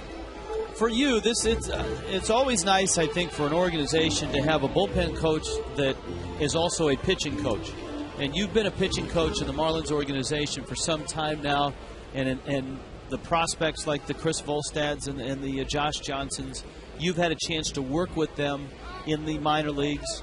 Now at the big league level, you feel that's an advantage for you as a bullpen coach? I think so. You sort of know their tendencies. You know when they're going good. You've seen them going bad also as they're young pitchers and learning how to get people out, how to maximize their stuff. And you know, you can always hopefully give them a little key, discuss things with Randy. You know, he's done a great job with these guys, and hopefully give as much input as needed as to how to get these guys prepared for the games.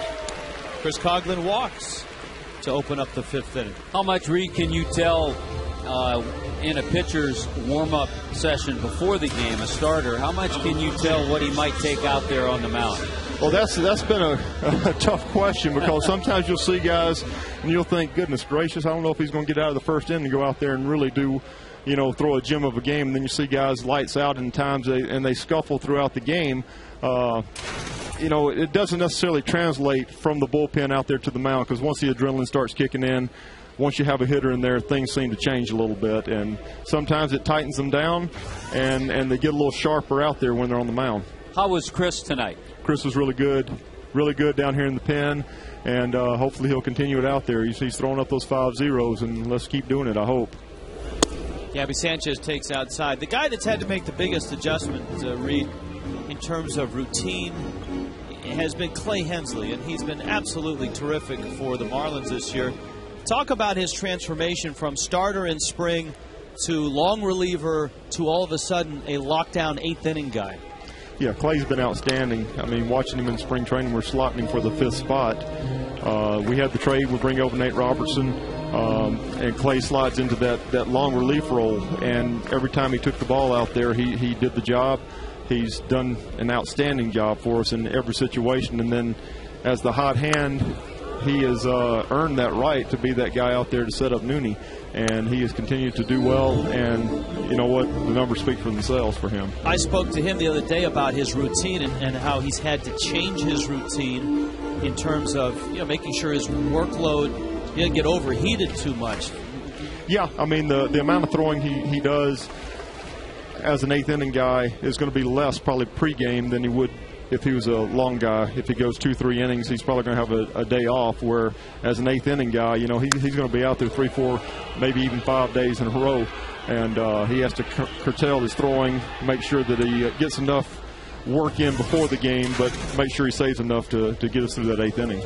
We know, Reed, that guys have different superstitions, and we've noticed the last few times at home when Hensley comes in a game, after he heats up and gets ready and the inning's still going on, he goes and stands down by the fence just to kind of watch the game, watch everything unfold. Kind of stands in that area right in there that we're showing. And is that just something he started to do, or is that just get him comfortable? I think it gives him a chance to catch his breath after getting warmed up. He is an intense individual as he's getting ready to go into the game, and it's almost like you got a bull in a cage right there ready to pop out of the gate.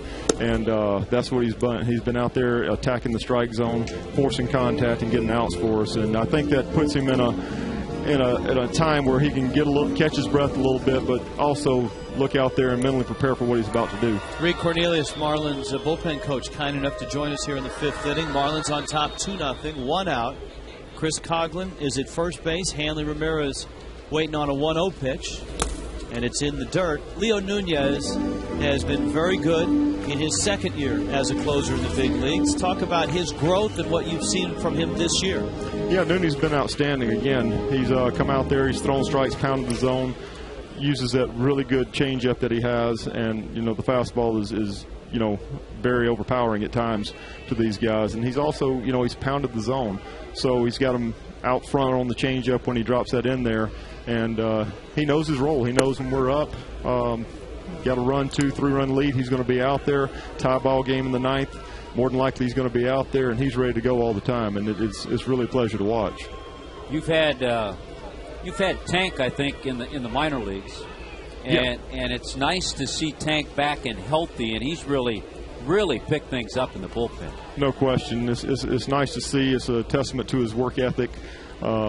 Pretty big surgery he had, having the screw put in the elbow, and he's worked as hard as anybody to come back. He's got there, now he's reaping the rewards of it, and he's our left-handed guy to go get that tough left-handed hitter out right now, and he's done a good job. Who's the leader of the bullpen down there? There's a lot of guys that think they are, I think. But I think Jeff Orgalis might be our leader down here. The bullpen catcher. Hanley up here with a 3-1 count. And he drives it to right field. Corey Hart is there. And he makes the catch. Reed Cornelius has been a part of the Marlins organization for a long time. Bullpen coach this year. Pitched in the big leagues from 95 through 2000. So he's been on both sides as a player and now as a coach. Yeah, Reed started 21 games for the Marlins in 2000. You've learned a lot about pitching since then, I bet, haven't you, Reed? Yeah, you know what? Being on this side of it as a coach, you pick up a lot more of details that guys are doing, and things that didn't quite bother you as much when you were pitching certainly do as a coach, and it's a totally different way of looking at things. Who helped you a lot coming up? What coaches? I was very fortunate to have several good pitching coaches. I know Bob Apodaca, who's now in Colorado. I ran across him and worked with him in the Mets organization. Randy Hennis, Britt Burns, Rick Williams, all had those guys here in the Marlins organization. And it seems like I was able to draw different information from each guy. And, it really has helped me as a pitching coach, just experiencing different guys, and all these guys are really successful pitching coaches also.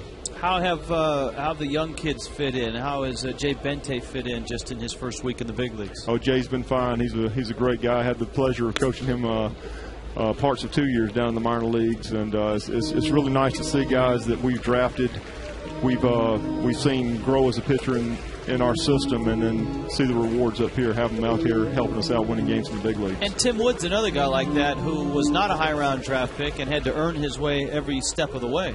Tim Wood has been phenomenal. I mean, the guy's another guy, just like we're talking about Taylor. He's had 3 arm surgeries, I believe. He's had a Tommy John. He's had 2 operations on the shoulder, and he's still throwing the ball with great velocity, great movement. And so it's a testament to his work ethic also. Not a high pick, but definitely has worked his rear end off to get here, and throwing the ball really well for us. 1-2 coming to Cantu. I think it has to be comfortable for those guys when they get to the big leagues, and then they hang out in the bullpen, and they're with a coach that they've had along the way coming up. Yeah, hopefully it is. And like I said, you sort of know a little background on the guys. You've had a working relationship with them already, and it's a little more comfortable when you've been through, if you want to call it the competition, the battles, if you want to call it that, with the same guys. You look up and you sort of know how they're going to react, and you've seen them good, and you've seen, when they're going bad, and you sort of remind them, hey, remember you used to do this, now let's try to correct this. And it gives a little bit more, I guess it's more comfortable both ways for them and for me. See on Fox Exmo, Chris Coughlin going in. Weeks never caught it cleanly. Boy, the knee, the helmet of Cogs goes into, they kind of meet together. Weeks' knee, Cogs' helmet. Ball goes one direction, and in the meantime, Chris gets into scoring position, picks up his 7th stolen base. And he's in scoring position for Jorge Cantu, who has delivered both runs tonight. And he's facing Gallardo here with a 3-2 count and 2 outs. Fastball's in. Cantu has walked. Reed, you're fortunate you don't have a veteran bullpen. In years past, whenever we've interviewed the bullpen coach, he's been showered with sunflower seeds and a variety of distractions while talking with us. But since there's no veterans down there to really give you a hard time, you got off easy. If you want to call it that. There's been a couple episodes already. I've got a little list. I've got some payback coming. I did find a 50-pound sandbag in my bag one night. I couldn't pick it up, and I couldn't figure out what was wrong with it. And all of a sudden, I found about 10,000 sunflower seeds and gum and a 50-pound sandbag in there. I thought it was caught on a nail. I was trying to pick that thing up, about blew my shoulder out. That's a swing by Ugla. Who do you suspect was the culprit? I'm not going to name any names, but after my detective work, I figured out who it was, and there's still some payback coming. Hey, has word gotten down to the bullpen about that play in Detroit? Oh, no, I thought that the last we had heard that the kid had thrown a perfect game. That's why I wasn't sure. We're just going on what we heard. Give Reed some insight. Well, it was we were talking between innings. Galarraga had the perfect game, 2 outs, ground ball to Cabrera's right, and the throw to first appeared to beat the runner. And he was called safe, and that was the only hit of the game. He lost it on a bad call at first base. Next hitter bounced out. Good gracious. That's awful. Here's the 1-1 pitch. Ugla taps it down the third base side. So we just want to spread the word. We know you guys don't have electronic information out there, so yeah, we shouldn't. We're trying to help you out. Yeah, no, I appreciate it. Cause it would be something else to see another perfect game going on. I mean, it's. I think they said it was 18. Was it the 1880s last time they had 2 in a season? Yeah, and Galarraga only threw 88 pitches, and he had a catch. The first out in that 9th inning was Austin Jackson, a Willie Mays type catch, an unbelievable play. Wow. See, that is proof, Tommy, that there are no electronic devices in the bullpen. Because they'd know by now. There's no texting. There's no instant messaging. Yeah, about the only thing we got is that scoreboard up there. Yeah, well, we're looking at the Jackson catch here for fans at home. Wow, what a catch. See, that would have been the catch much like Dwayne Wise made the catch in the Mark Burley game. Yeah. I think that was in the 9th inning as well, wasn't it? Early 9th inning? First out of the 9th inning, just like that one was. Well, see, now Reed can relay all this information to the guys down in the bullpen. See, and Reed, this is the point where we usually would say thanks for the visit, but since you got 2 runners on here and 2 outs, we can't let you go. Well, as long as we keep getting guys out there, I'll be glad to stay here. All right. Maybe we can push a couple runs here. Then you would become a regular guest if that were the case. 3-2 coming to Ugla. Runners will be on the move. Got a slider, and he went after it, and he pops it into shallow left. Braun is there, and he makes the catch. All right, Reed, thanks for the visit. No, we appreciate it. Thanks a lot, guys. All right, Reed, thank you. Reed Cornelius, Marlins bullpen coach. Volstad comes back out with a 2-0 lead.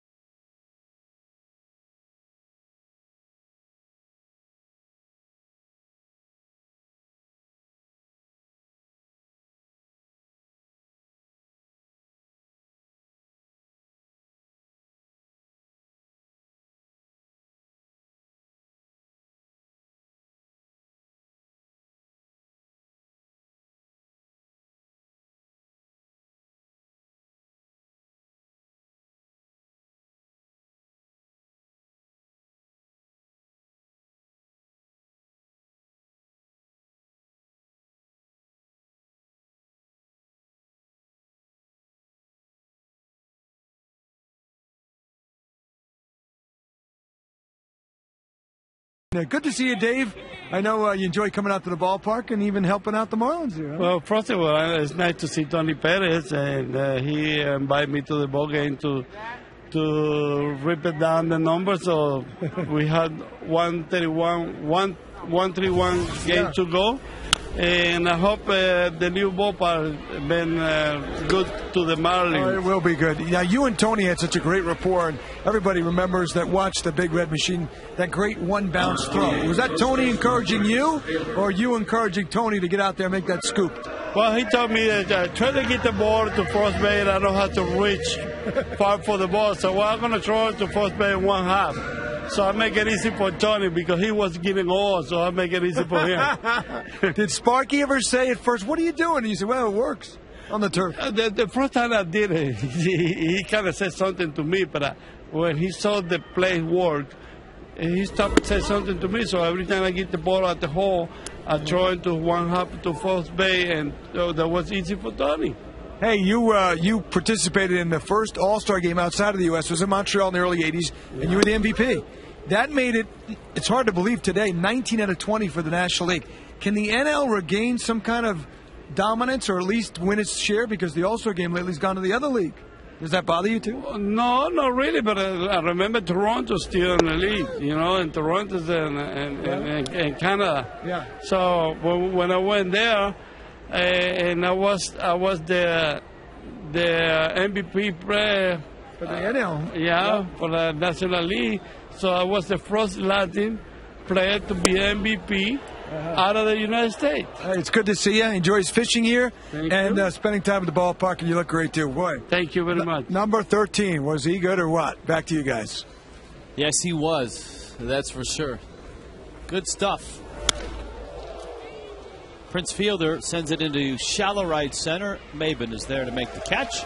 And Chris Volstad has a couple outs here. You know what? That looked pretty routine, but I'll tell you what. Cameron Maven, with a lot of the work that he's put in, that is the type of fly ball that's easy to go back on because you have a big hitter in Prince Fielder with that big swing, a guy who can hit it out in that direction. But he hit it on the end of the bat. And Cameron kind of held his ground, got a good jump, and ended up getting to it. Casey McGee now, top of the 6th, 2-0. Marlins on top. Sounded like a foul tip.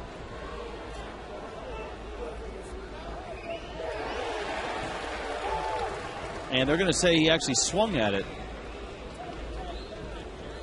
I thought I heard a tip before the ball hit the glove, but regardless, it's a strike and it's 0-1. McGee lines it into left field. Cogman picks it up.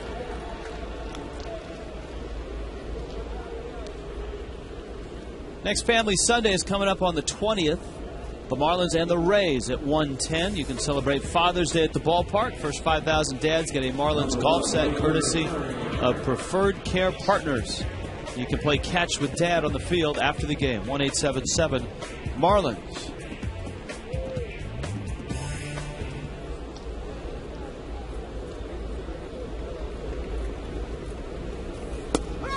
Volstad's pitch count now at 85. Corey Hart, an 0-for-1 night.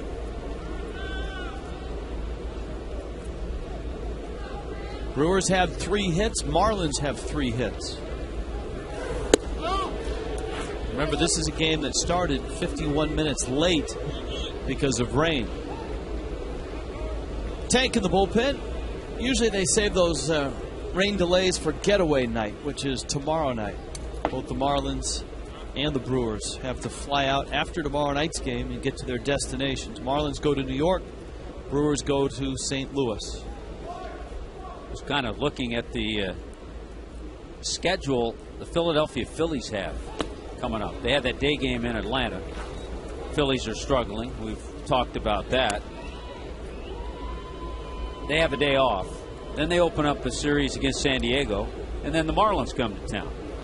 And then the Phillies jump into interleague play. They go to Boston. They go to New York to play the Yankees, and they come home to play the Twins.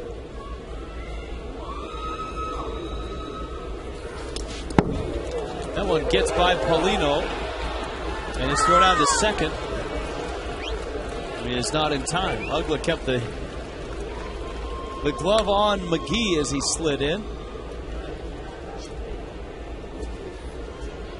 There's a heads-up play on Ronnie Paulino's part. The ball gets by him, and all of a sudden his back's to the runner. He doesn't know if the runner slipped or got a good jump, so he immediately, when he came up with the ball, made a strong throw and made that a close play at second base. It's going to be called a wild pitch.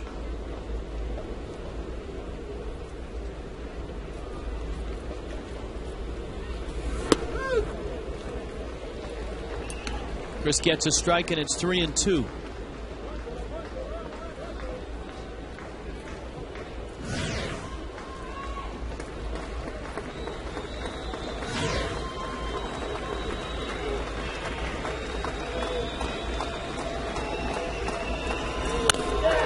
Fouled at the plate. My partner Tommy Hutton going bonkers here a few innings ago with that call in Detroit, and I thought to myself, well, if you got that heated up over that call, what was your reaction to the Don Deckinger call back in 1985, Game 6 of the World Series, St. Louis and Kansas City? I don't know if I was that closely watching that. I think I was.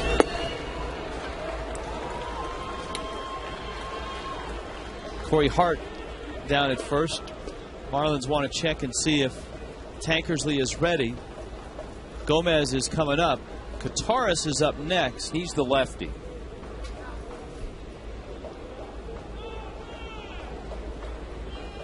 That play though in Detroit had a similar feel to it than the Deckinger play, which was, I believe, Game 6. I forget who was running and who was. I think Jack Clark was at first base for the Cardinals. but it extended the inning, and the Royals would come back and tie and take the lead and then win Game 7 in Kansas City.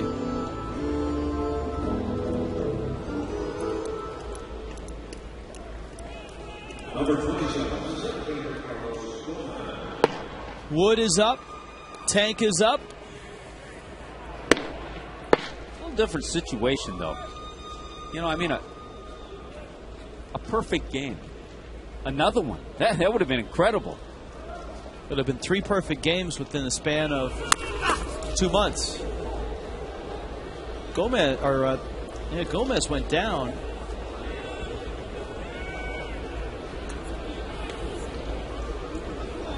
And is in obvious pain right now. Here's a look. I think right off the foot. I was kidding Dan Uggla around the batting cage. We were talking about that play at the plate, the slide. And he wasn't sure if he touched it or not, but he said he had good presentation. You know, it's a good presentation of the umpire. He said, I don't think I had good presentation on that ball. Was it in Chicago that actually went off his toe? And he didn't hop around. He just kind of stayed there, and they called it a fair ball when it actually hit his foot. He shrugged it off. Liner, Coghlan picks it up, run around third, coming home. Coghlan's throw is over. It hops over Paulino, and the runner scores. Chris's throw was a strong one. Casey McGee scores. That was a tough short hop for Paulino, but the throw beat him. Yeah, he got the bad hop. This is a good throw. A good throw does have the runner, but the bad hop just takes it over the head of Ronnie Paulino.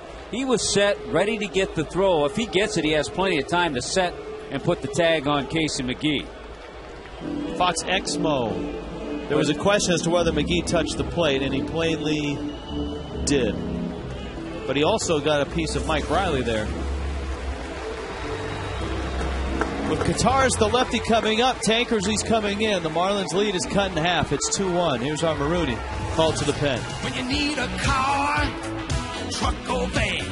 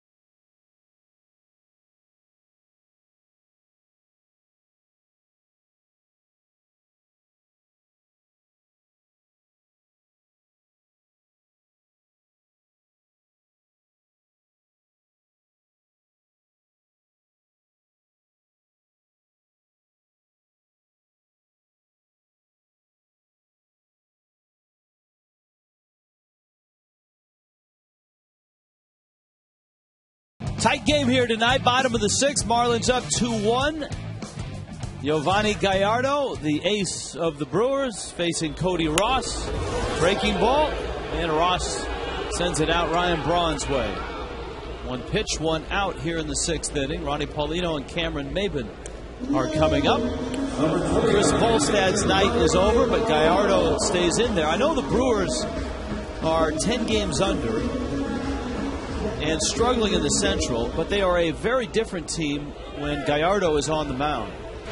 Because Gallardo is 5-2 with an ERA of 2.78. And you combine that with all the offense that the Brewers have, one of the best offensive teams in the National League, and all of a sudden you're looking at a completely different team. Yeah, and he would tell you, and I'm sure the Brewers would tell you, he hasn't been as sharp as he maybe has been in some of his other games. But he's only given up 2 runs, and one of those was unearned. Corey Hart over to make that play. And Gallardo has 2 quick outs here in the 6th. Maven comes up. The Coors Light freeze cam comes up. What are we freezing? Is it the freeze spray on Mike Riley? Look at that.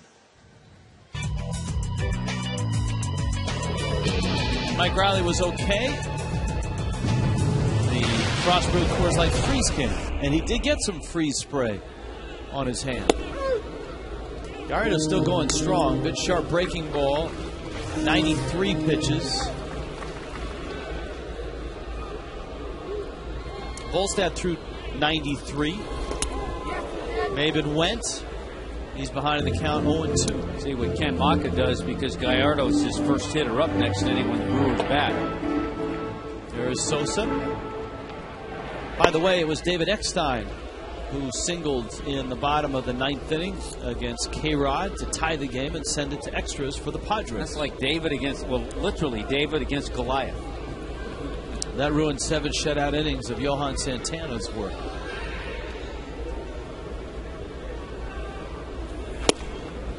Maybe Oliver Perez will get to pitch in that game. That was the only scenario that Jerry Manuel could see him pitching the other day when someone asked how are you going to use him?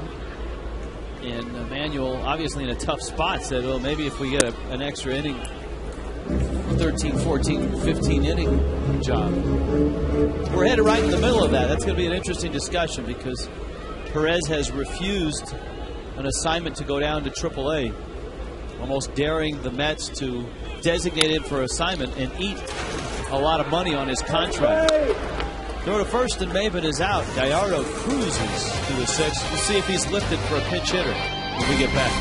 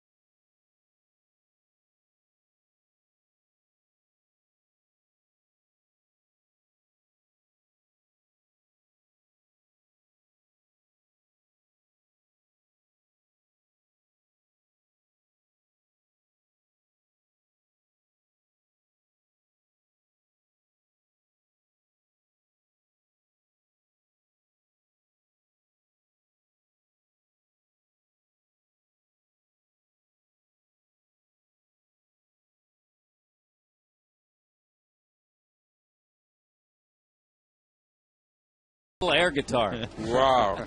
2-1. Rich Waltz along with Tommy Hutton, Hey, joined fellas, now how by you Cookie doing? Rojas and Raul How are Stryker. you? Hi, guys. How you doing? A little different game tonight than the first two Absolutely. games of this series. Yeah, well, it's a good game right now. Balls have pitched very well, but I never seen him, being held by our offense, and now only two little runs. Yeah, well, the guy at the plate right now, Giovanni Gallardo, is the ace. The Brewers seem like a different team when he's out there. No question about it. He has great stuff, a good fastball, curveball, a good slider, good changeup. So, and Ken Maka's bullpen has been so bad, you can see where he's letting him hit here, trying to squeeze another inning, and he hits it deep to left field. Back goes Coughlin. That ball's gone. Jonrón. My goodness. Increíble batazo de Gallardo y empata el juego a 2. Giovanni Gallardo, his second homer of the season. Wow. And it ties the game. ¿Qué te parece eso? Unbelievable. No wonder he's hitting 8. That's probably why. Boy, 6 career home runs for Giovanni Gallardo. And, you think about it, Tank has done such a good job against all the lefties he's come in to face, and all of a sudden he goes after the pitcher, a right-handed hitter, gives up the home run. It's a tie game, and Freddie's going to make a double switch and make a move. Yes, sirree. I think Sosa's coming into the game, and I think Carroll also. Yep. All right, guys, we'll have a good show. Thanks, guys. You too. Okay. Here comes Sosa. Tank will exit. Here's our Maroon. Call to the pen. When you need a car, truck, or van, who you gonna call?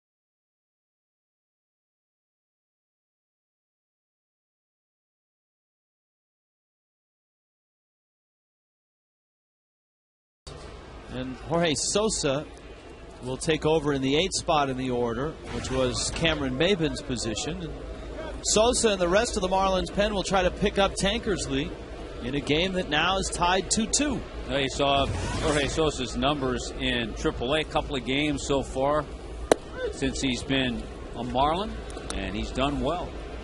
Alcides Escobar, then Ricky Weeks and Ryan Braun. And the Brewers have to like what they see right now. Not only is it a 2-2 game, but they've got Gallardo at 97 pitches, so they could throw him out there at least one more inning. First game of this series was that game Sosa came in, threw one pitch, got a double play, and ended up getting the win.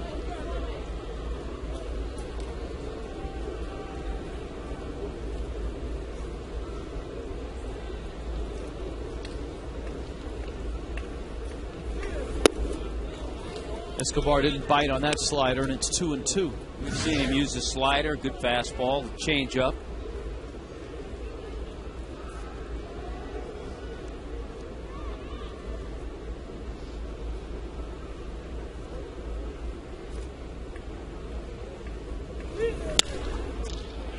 Popped up. Uggla's there. And Dan makes the catch. So there's an out, and there's a Fiesta Friday coming up. The Jiffy Lube Fiesta Friday on the 18th. Marlins and Rays, 4 for 54, or the all-you-can-eat seats are available. Play Billy Bingo, 4,000 winners. Get an official Marlins Mermaid calendar, 1-877-MARLINS, or visit marlins.com. Rich, and once again, Chris Volstad comes out on the short end of this. That's 9 out of 11 starts. He's given up 3 earned runs or less. Gave up just 1 in 5 2/3 here tonight. And he'll get a no decision. He's got to be wondering, what does he have to do to get a win? Volstad's ERA in the month of May was 3.43. He allowed just 2 homers all month, and he went 2-4.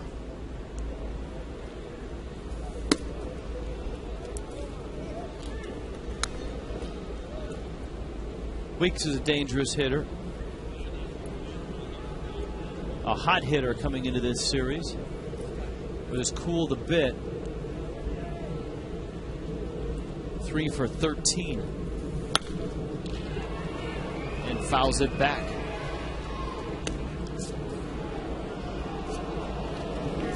So it's 2-1. So we've almost had another perfect game thrown tonight in Detroit by Armando Galarraga, who, from what I had read, was almost bounced out of that rotation as the Tigers have been shuffling their starting rotation. I suspect he'll be in that rotation for a time after that. Weeks swings and misses. It's 2-2. We've had a legend retired tonight. Ken Griffey Jr. calling it quits. What, 630 home runs? Mm-hmm.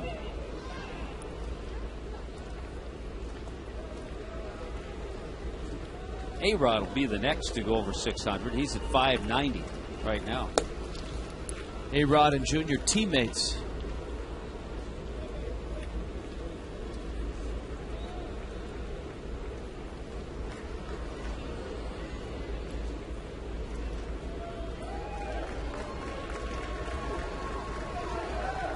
Three-two coming.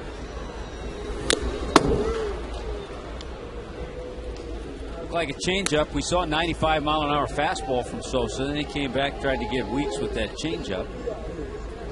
So pretty good arsenal that Jorge Sosa features out there.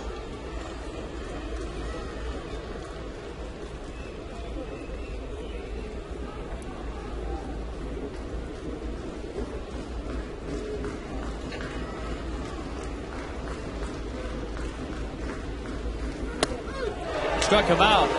Looked like a backup slider that backed up right over the plate.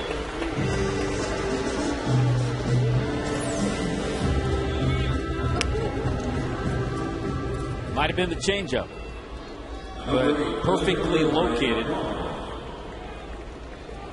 But a little dot with the spin could have been the slider, too, that backed up.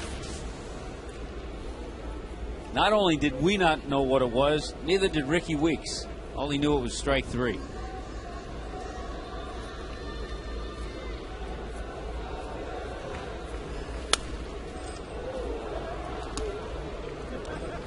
Ryan Braun fouls it back. Braun has singled, struck out, and bounced out.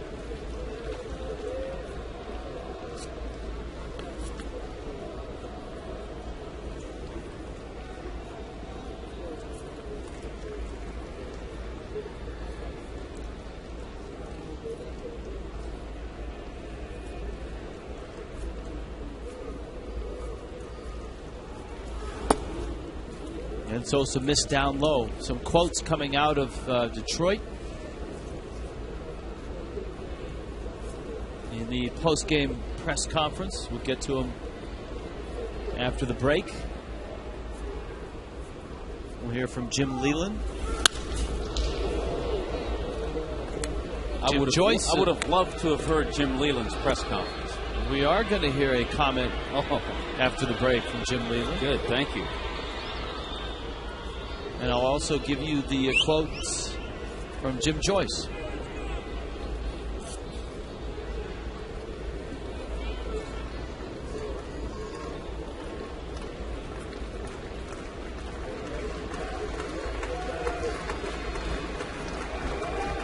1-2. Tapper up the middle. Ugla. But a surprise home run from Giovanni Gallardo, of all people, ties this game at 2.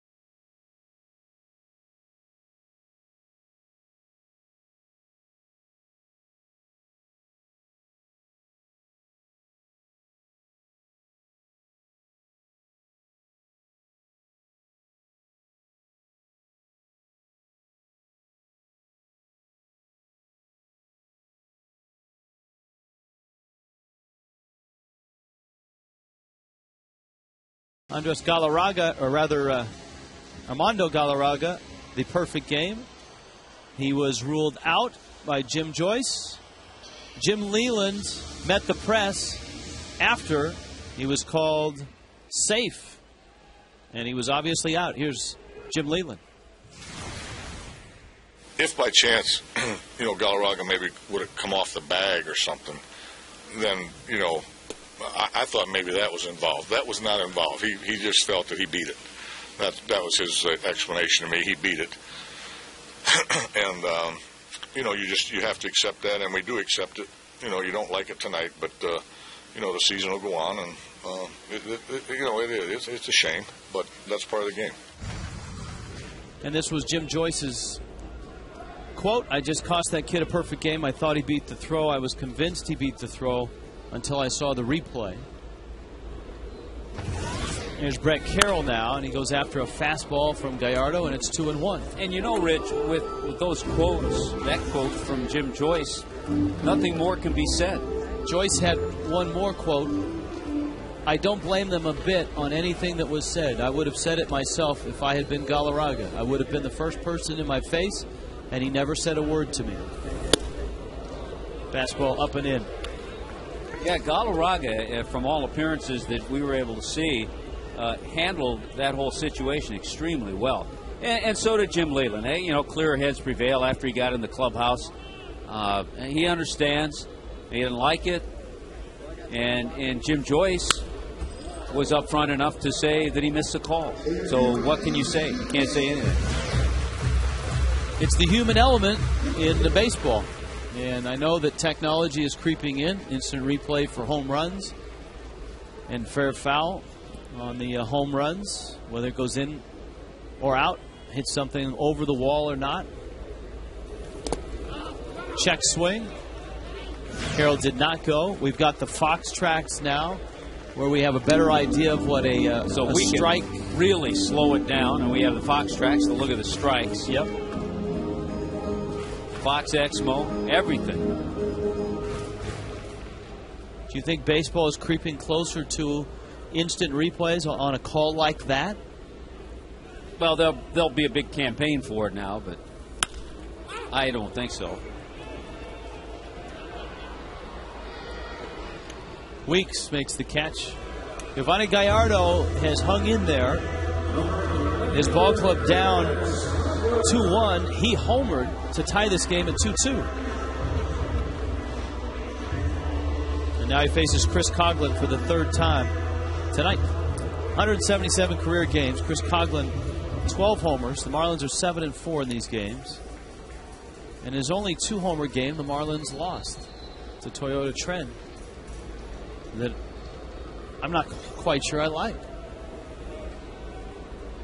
So that means if Cogs hits another home run, that's bad. Gallardo takes inside. All I know is that 4-game hitting streak, 8 for 16. Rich, that's good. Yeah, he's 1 for 2. He hadn't homered tonight. You're right. He homered last night. Gallardo misses outside. Gallardo walked him in the 5th. Coghlan stole a base. You see Villanueva in the bullpen. Yeah, over 100 pitches now, closing in on 110. More than likely his last inning of work. Went after the 2-0 pitch. Dumps it down the left field line. Fair ball. Coghlan around first. It is all turned. He didn't hit that ball well, but remember early in the year when he hit that ball, it would go foul. So he is due a few, and he picks one up there. And you know what? It's going to be our Checkers double of the game. Very similar to the double he got last night off Trevor Hoffman. Just inside the line, and for Cogs, his 7th double of the year. Now, if you're Ken Maka, you got to be running this through your mind. His bullpen has been awful this year. He's got his ace out there who's at 107 pitches. Gabby Sanchez, then Hanley Ramirez, and if the inning progresses, then Jorge Cantu. You hit the nail on the head. He's got his ace out there, and unless it gets real out of hand, the pitch count gets very high. I'm sure Maka wants Gallardo to finish this inning. Of course, the Brewers manager had a decision to make earlier in the series on Monday afternoon when Chris Narveson was cruising along and then got in some trouble. Breaking ball in the dirt. Cody Ross was up after he had walked Dan Uggla. He went out to the mound. He chose to stay with Narveson, who then threw a fastball to Cody Ross, who hit it in the seats to tie the game. And the Marlins would send 7 runs across in that inning, 6 more in the ballgame, and win 13-5. 2-0 coming to Gabby. He had a big rip at it. Hart over, and it's out of his reach.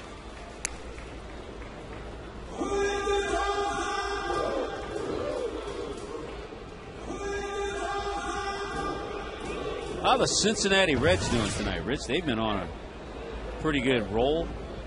Scott Rowland, a couple of home runs last night for him. He's been on a real tear. Scott Rowland is in St. Louis with the rest of the Reds and the Cardinals. It's 3-1 St. Louis. That's in the top of the 7th inning.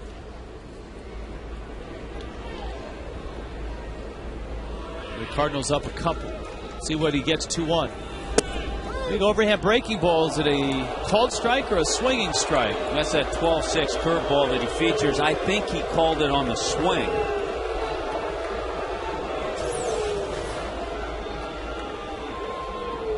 Oh, it's not a swing. So he may have called it on the pitch. I think he calls it on. That's a called strike from his sign. Gabby pops it up. And Hart is there. Coghlan bluffs. Boy, the Yankees just annihilating the Orioles. The Orioles are 19.5 games out. They've lost 6 straight. And they're in a stretch where they're playing the Yankees and the Red Sox.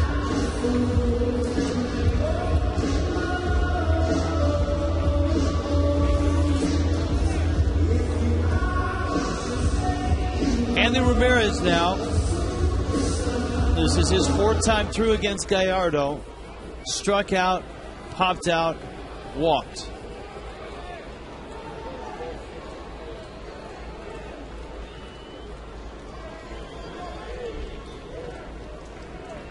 Coghlan out at second.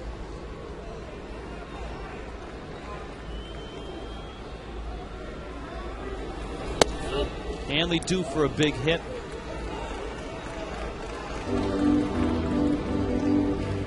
tell you, as you watch Gallardo, you see that he's not afraid to use that fastball in. He'll go in with a fastball, try to set up a hitter. That's that curveball.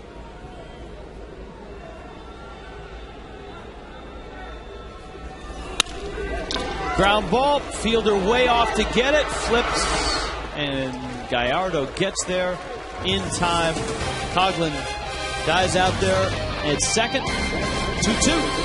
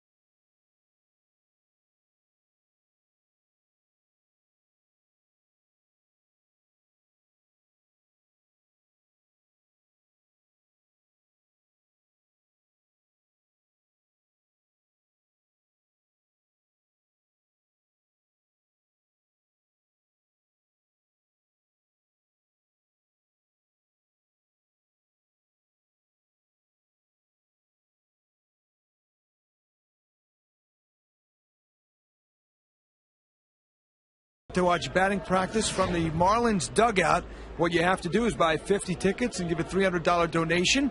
You and your son, 12 of their friends, son or daughter, come on out to the ballpark. Today, the team from the North Springs Little League, the Voscom Marlins, had a chance to see batting practice and say hello and get an autograph from Hanley Ramirez. That's Monday to Thursday games. Children, up to 12 kids on the ball club, 1-877 Marlins. And it's a great experience, guys. Back on Monday to Thursdays. Call the Marlins again, 1-877 Marlins, and be part of the Dugout Buddies program. Rich? It's a terrific experience, Craig, for those kids to sit in the dugout during batting practice. Just about, there's usually 8 or 10 players because they're in and out of the dugout. Will stop by, sign autographs, talk. Prince Fielder, Casey McGee, Corey Hart. This is not an easy part of the Brewer lineup for Jorge Sosa. And notice Prince Fielder had the green light on that 3-0 pitch. Which means this is a 3-1 pitch. 2-2 game. 8th inning has arrived. Chris Volstad started for the Fish. 5 2/3. A run on 4 hits. He threw 93 pitches. Ooh. Fielder walks. And we check in with Allison Williams. Allison? All right, guys, I'm not going to tell you who I'm going to talk about. You have to take a look here and see if you can figure it out. What's your guess? Oh, man. Lady Gaga. No, Sunglasses at Night. Come on, think about the Brewers lineup. Corey Hart. There you go. One of the great 80s songs. I wear my sunglasses at night, and I'm sure Corey hears that a lot, but I couldn't resist. But on a serious note about Corey Hart, you know, he's having a great year. He's got 14 homers already this year. He had just 12 last year. I talked to him a little bit about if he had done anything differently, and he said after he got his appendix removed in August of last year, he came back and just wasn't feeling right physically. His weight was up, and in the off season he tried a lot of things to lose the weight. Nothing was working.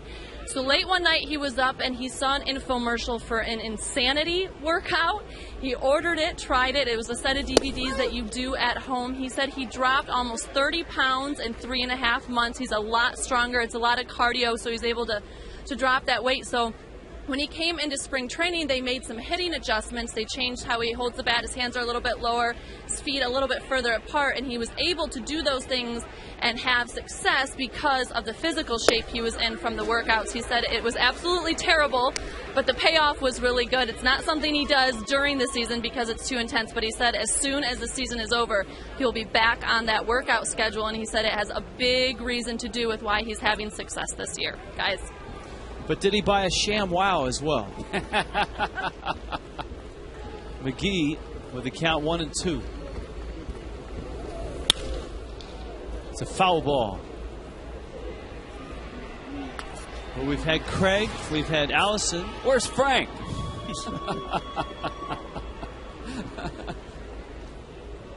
Frank went down to FIU today. I am guessing an interview with Garrett Whittles.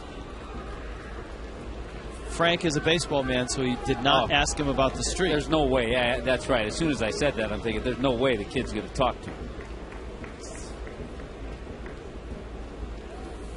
Frank's first question was about his defense.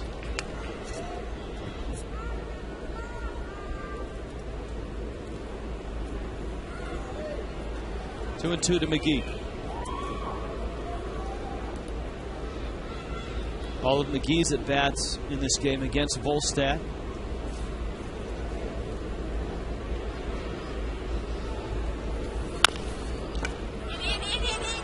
Gabby's going to go to second. Good play. It's a play in a tie ball game late in the game. You don't think about two. You think about getting that lead runner. Keep him from getting into scoring position. And Gabby's able to do that. Comes off the bag. Knows that he has time. And then Hanley just comes off the bag knowing that there's not a play at first base. And knows that it's Fielder that's running. Hey, you talked about all the things going on in baseball tonight. You mentioned earlier that Padres-Mets game that was tied. How about an Adrian Gonzalez walk-off grand slam? And the Padres win that one 5-1. Do you think Jerry Coleman belted out an "Oh, Doctor"? My Padres won that game 5-1. Thank you, Ted. Hart has walked twice and has popped out.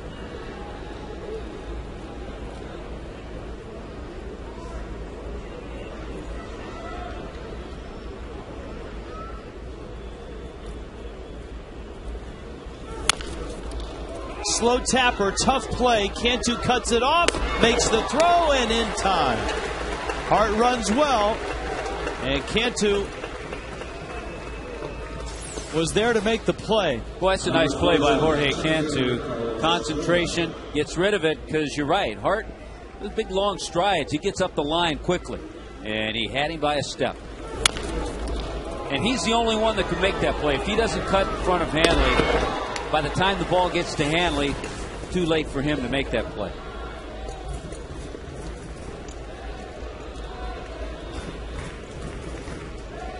Carlos Gomez had an RBI single back in the 6th inning.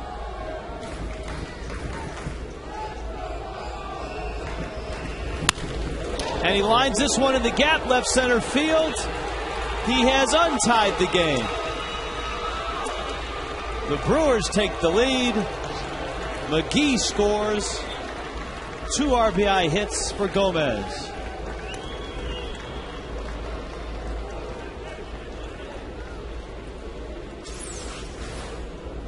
Well, remember, he didn't play last night. He gets a pitch that time up in the zone.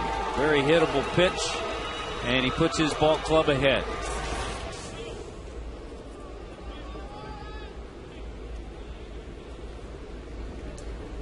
George Kataris.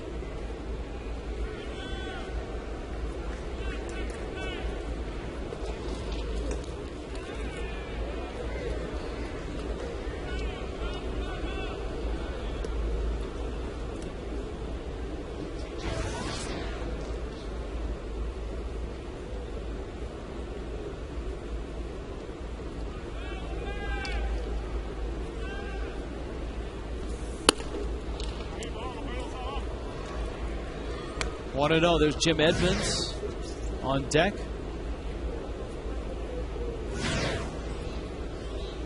Now Ken Maka has to map out what he wants to do in the 8th and the 9th with his bullpen. You also have to keep your eye on Gomez.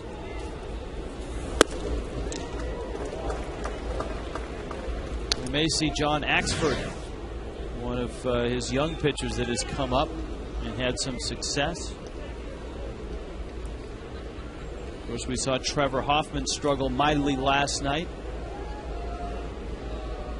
Villanueva has been up.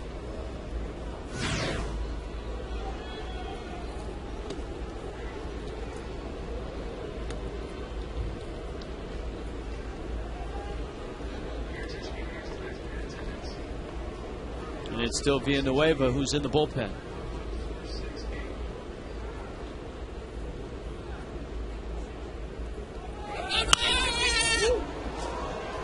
Runner on the move, and Kataris fouls it back.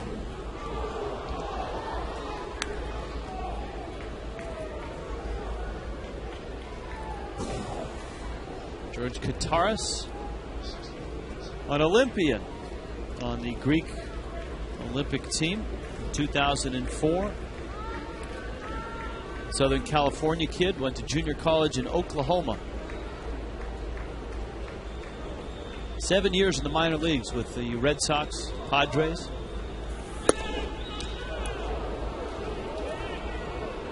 Those two organizations seem to swap catchers on a regular basis.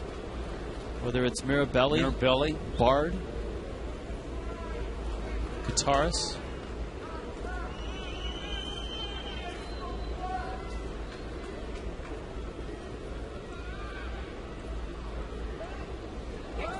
Runner goes. Paulino's throw is a strong one. Safe. Hanley had the tag down quickly, but Gomez can sure run. Quick release, too, and a strong throw by Ronnie Paulino. That's bang, bang. Very close. Fox Exmo. I think he was in there.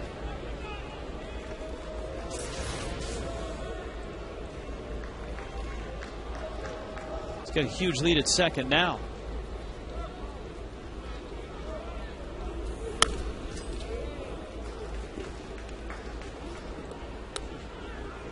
Tim Wood.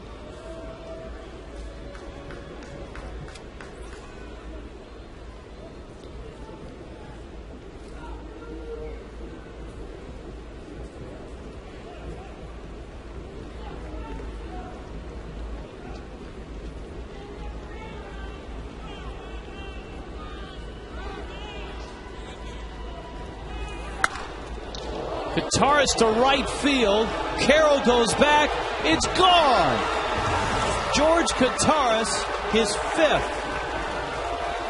I've never seen a home run hit with the bat either flying out of his hand or breaking the way it did after Kataris finished his swing.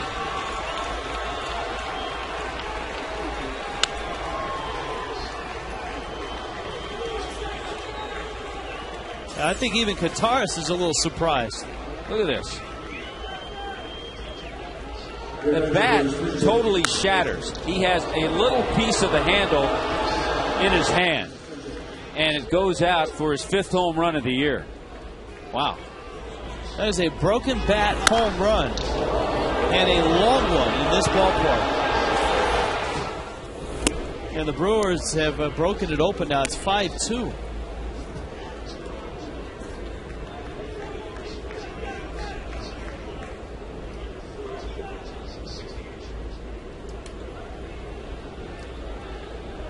Edmonds getting the at-bat.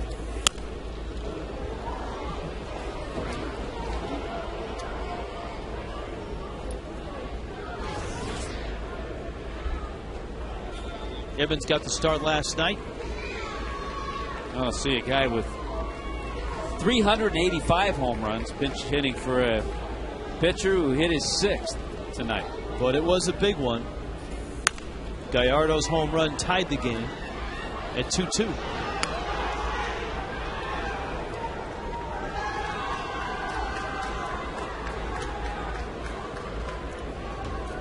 Brewers have had home runs from unlikely sources tonight. Gallardo and Kataris.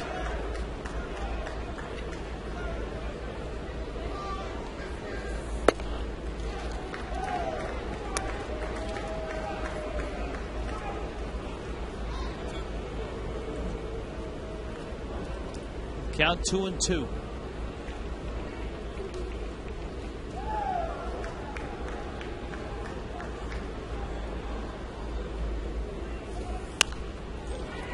For the Marlins, it's a return to what has been a troubling pattern, and that's finding a bridge between starter and back of the bullpen. Well, and as you pointed out, Rich, part of that bridge probably not able to be used tonight, and Clay Hensley. But I'm not sure in a tie game. Yeah, we probably would have seen Clay, maybe, because the ball club's home. On the road, maybe not. But it has to be others sometimes step up and fill in.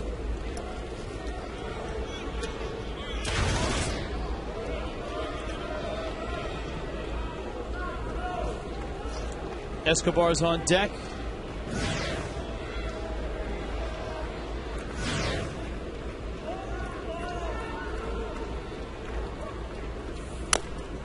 Edmonds just trying to stay alive. Jim Evans appreciated your shout out last night about his restaurant in St. Louis. Nice to know. Unfortunately, we don't go back to St. Louis. Yeah. And downtown near the hockey arena. Well, every athlete or ex-athlete, ex-Cardinal has a restaurant in downtown St. Louis. Yeah, you have Deerdorf's. You got Mike Shannon's. Al Hrabowski has a restaurant.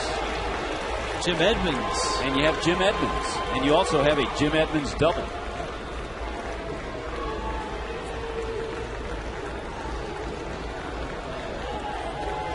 So a double there, and here comes Freddie, and that's going to be all for Sosa.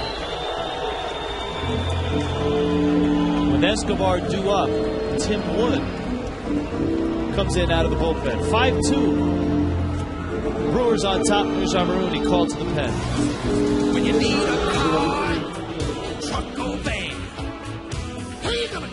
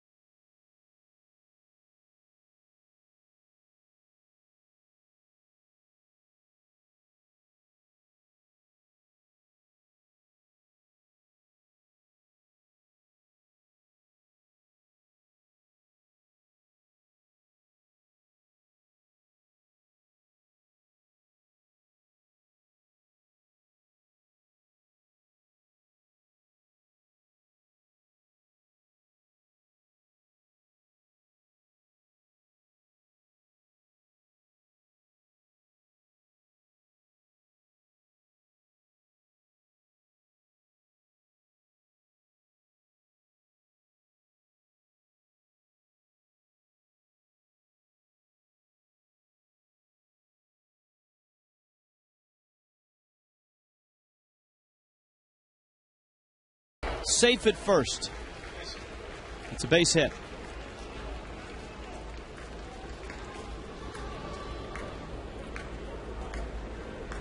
And so the Brewers have runners at the corners, and now you got a leadoff man who can drive in runs in Ricky Weeks. Got a feeling that tomorrow night Ken Maka will go with the pitcher batting eighth lineup again.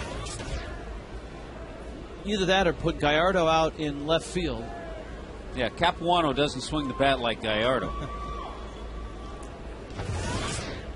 And move Braun out to center. Giovanni Gallardo homering in this ball game to tie it at 2. And the rest of the Brewers have taken it from there. 4 consecutive hits here in the 8th inning. The biggest of which, a George Kataris home run on a broken bat. The handle of the bat in his hands as he hit it. What would you say, 370, yeah, 380? not just cracking the bat, shattering the bat.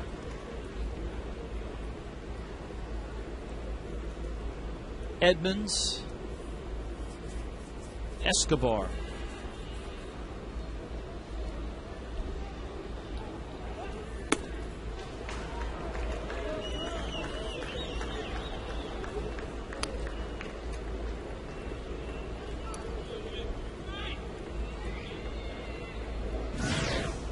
Ryan Braun. It's not the guy you want to face with the bases loaded. But it is the guy that Tim Wood is going to face with the bases loaded.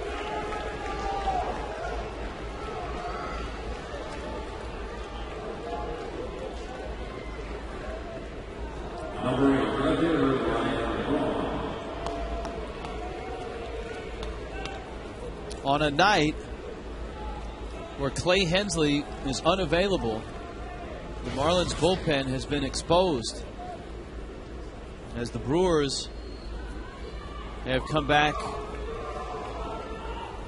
and now lead this game 5-2, and now Braun is nearly hit by Tim Wood, and it's 1-0.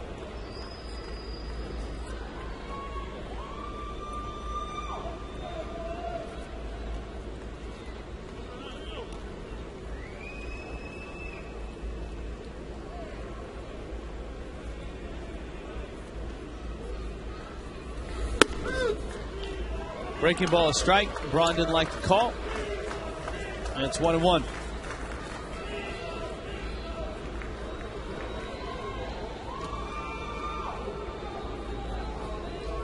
Brewers have signed him through 2015.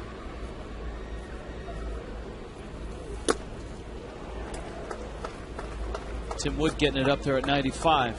And as we discussed last night, it's a very good deal for Milwaukee. Yeah, especially if he keeps driving in 110 runs, hitting 30-plus homers. Making all-star teams.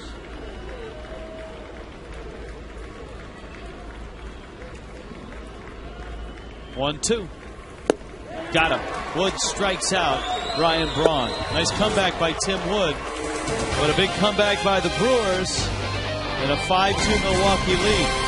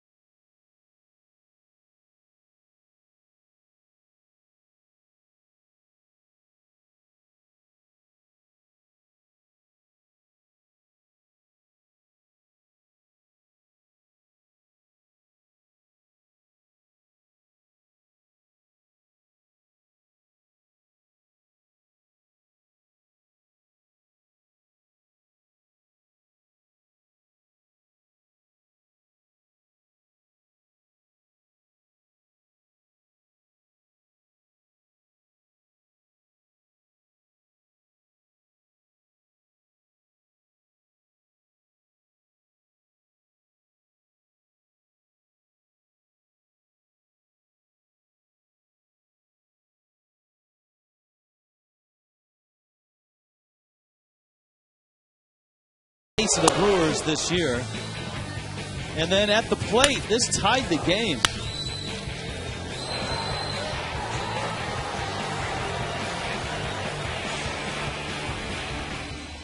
And the Brewers have entrusted it to the bullpen now. Well, the Marlins saw a little bit of Carlos Villanueva the other night in their 13-5 win. They saw him in that 6th inning when they scored 7 runs on 6 hits. And some of that damage done against Villanueva.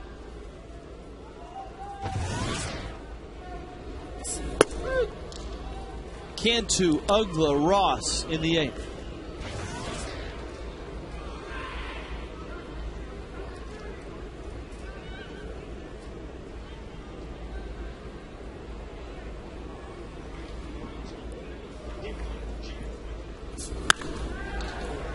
High pop-up.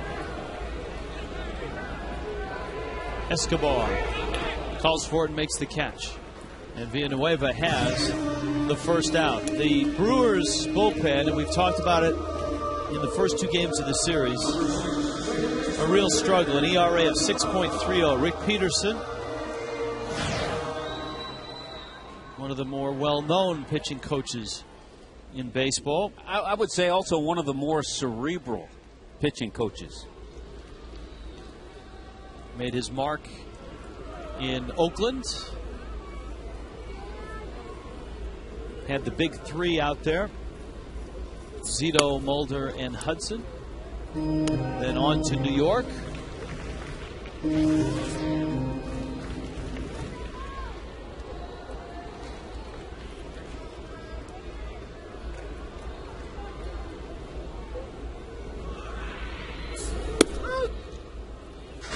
Villanueva with the changeup for a strike. 1-1. Jay Bente loosening up.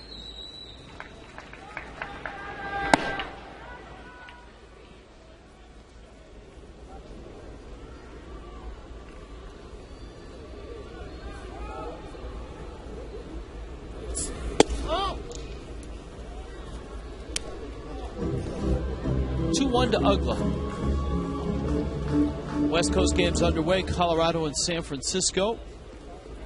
Those two played a wild one last night, with Clinton Barmas having a big hit in extra innings for the Rockies.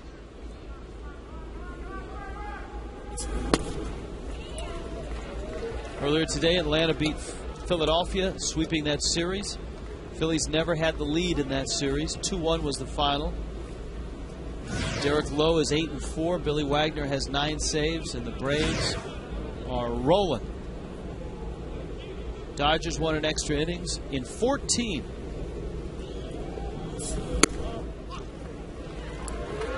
Ugla draws a 1-out walk. A couple of walks tonight for Daniel.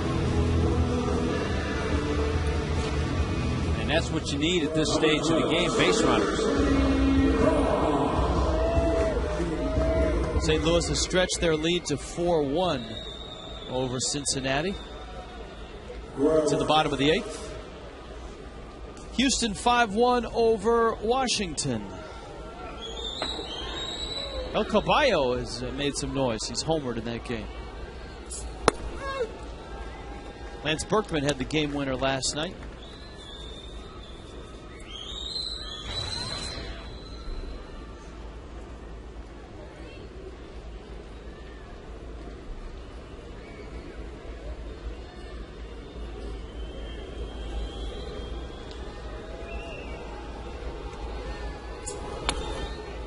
Were you surprised, Rich, when you saw who Dontrell was traded for? Who the Diamondbacks, we were thinking it might be a minor league player. So it was Billy Buckner. Remember, he started a game against the Marlins in that series. His numbers aren't all that pretty. No. This year. We were kind of assuming it would be a minor league player. Tigers, of course, are paying all the freight, save the, I guess, the prorated minimum for Dontrell.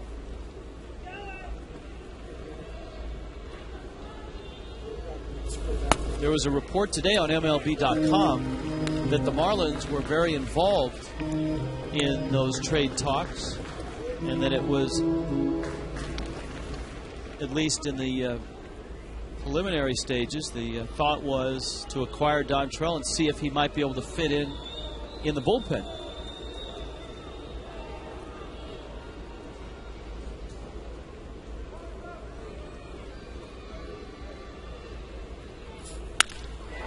Cody Ross in the left center field. Uggla races round second, on his way to third, and he's going to get there. And so the Marlins are set up now at the corners with one out. And this Brewer bullpen that has been quite flammable this year is wobbling a bit here in the 8th. This pitch hangs up there, looked like a breaking ball, and Cody Ross doesn't let that pitch go by too often. Dan Uggla checks it out, sees it's in deep left center field, knows he's going to be able to get to third, picks up Joe Espada, who tells him to stay right here. And base runners is what you need. And all of a sudden, the Marlins get the tying run to the plate.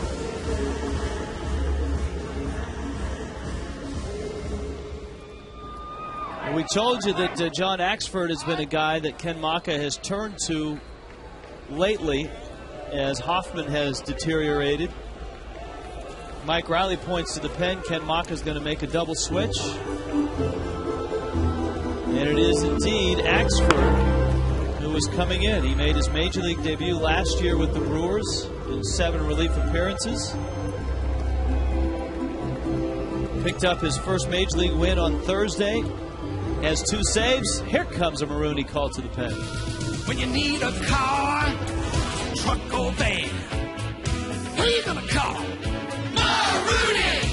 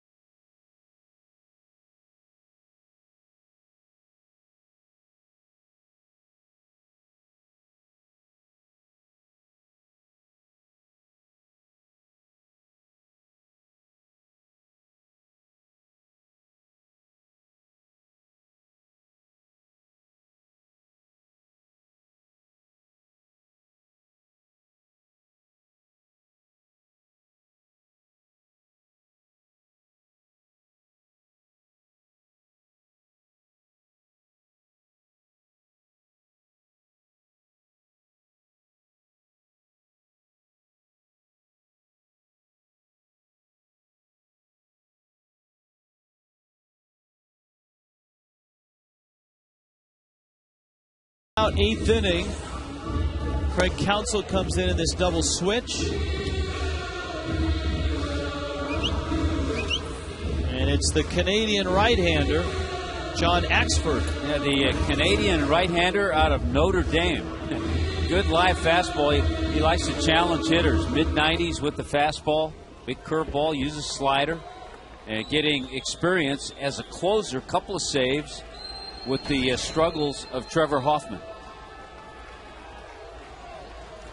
Paulino with Uggla and Ross at the corners. Big breaking ball. Boy, you think mid-90s fastball, and he starts you off with that big curveball.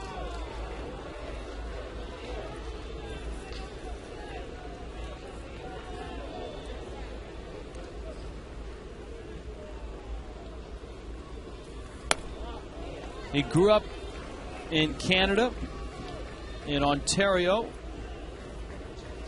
and then he went to Notre Dame, had Tommy John surgery, and then transferred to Canisius in Buffalo.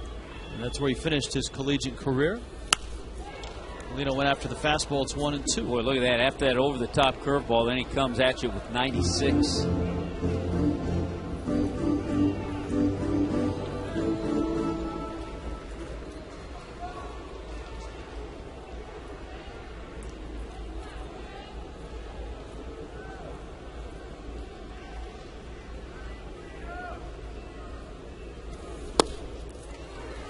There's the breaking ball. It's outside. It's 2-2.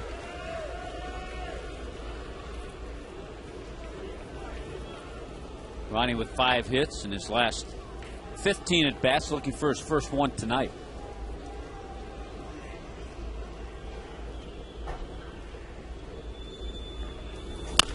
Curveball, high chopper to short.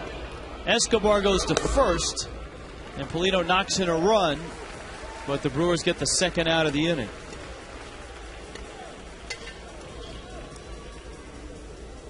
Mike Lamb is going to come up and pinch hit.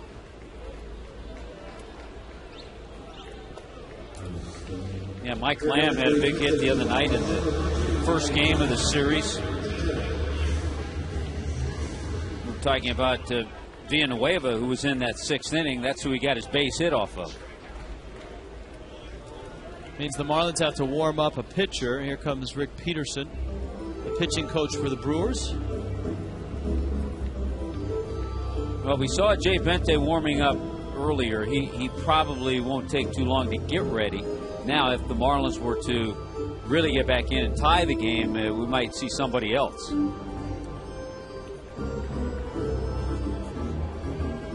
We told you earlier about the All-Star voting. The updates were today. At shortstop, Hanley Ramirez is not that far behind Jimmy Rollins. In fact, Hanley is about 22,000 votes behind Jimmy Rollins. Dan Ugla is 4th, but everybody is a long ways behind Chase Utley at second base. And another guy that is having an incredible year, Martin Prado of the Braves, not near Chase Utley. There's Ross.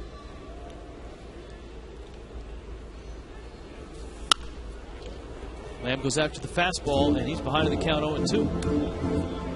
Well, this has been the guy that the Brewers have had to turn to with the struggles of Hoffman.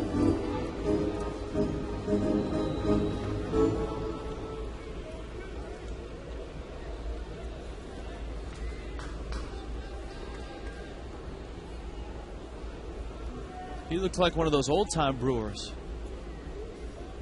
Not quite the Raleigh Fingers look. Not quite Clay Zavada-like.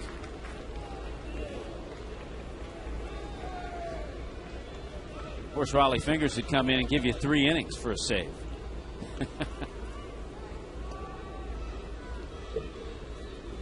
Well, Axford may have to give him an inning and 2/3 in this one.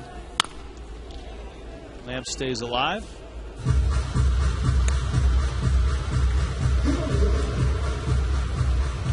Because I don't foresee Trevor Hoffman warming up anytime soon. There's Axford in the throwback game. Yeah, he had the throwback uniforms. He got the wax on the mustache, and it gave it a little Raleigh look. Wax on. Wax off. Thank you. High strike. Threw it by Lamb. Marlins get 1 back, but they're 2 short of the Brewers. It's 5-3 Milwaukee.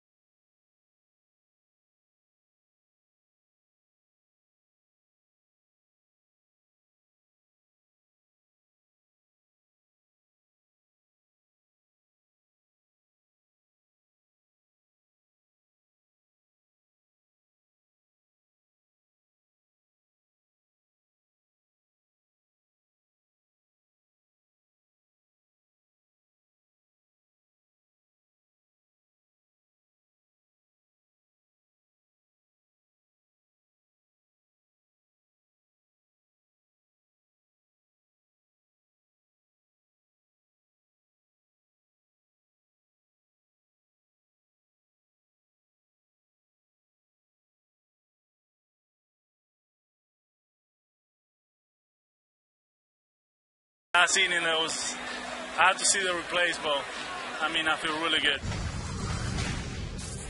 Very good kid. Handled it fine. Yes, he did.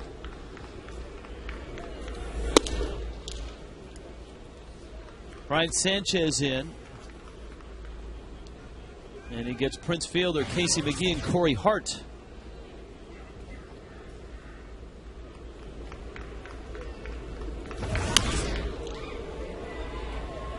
Cantu.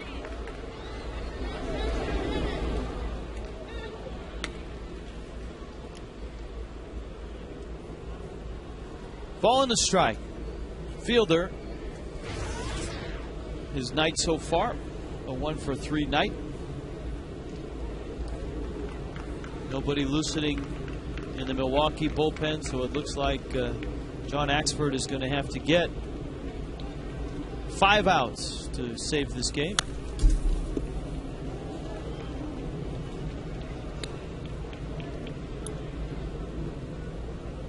One and two to Fielder. Well, you watch Prince Fielder. He has such an explosive swing. I mean, it's compact. He's a power hitter, but he's also a 285 lifetime hitter.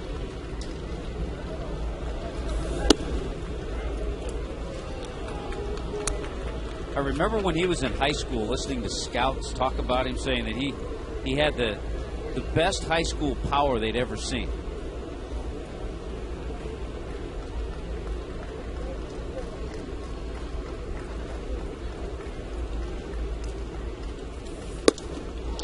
What was it, as a 12-year-old? He was taking batting practice in the big leagues with his dad and hitting balls routinely out of parks. Yeah, well, he used to do it at Old Tiger Stadium.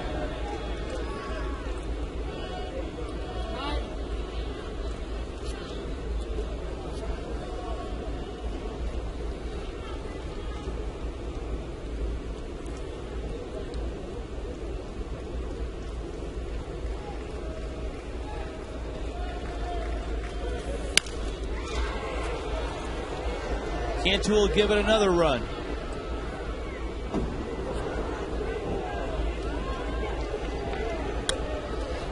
This is not a ballpark. Well, it's not a ballpark to begin with. But it's not a playing field that has a lot of foul territory to it. Not like some of the old multi-purpose stadiums. The Oakland Coliseum, the Extreme. Yeah. Candlestick.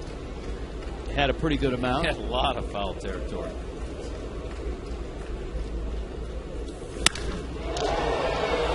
Well, that one is crushed. Wow. Well, number 9 this year had 46 of those last year, and that was an absolute bomb.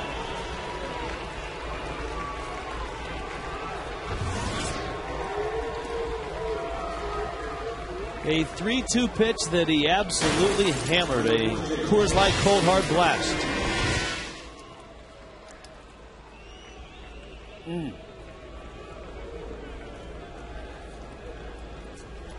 Boy, that ball was a long way.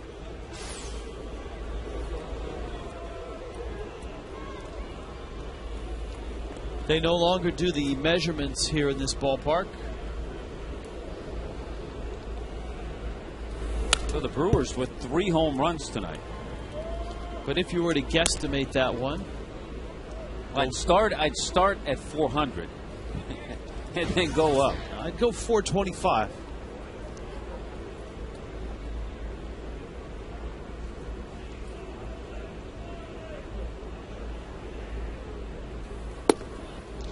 McGee takes outside. Milwaukee Brewers have scored 5 runs against the Marlins bullpen. Yeah, each pitcher out of the bullpen, with the exception of Tim Wood, who got 1 out, 1/3 of an inning. The others all issued at least 1 run. 1 off Tank, 3 off Sosa, and this one off Brian Sanchez.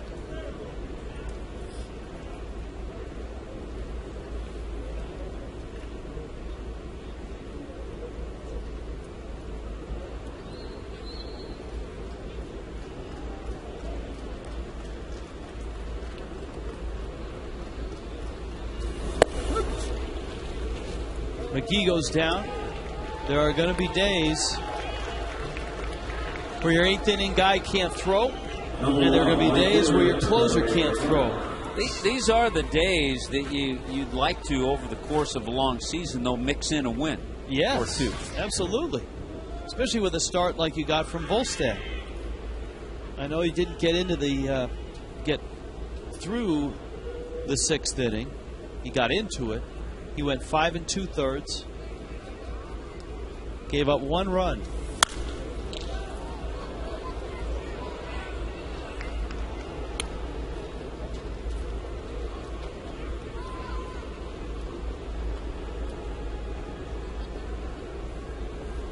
Oh, and 1 to Corey Hart.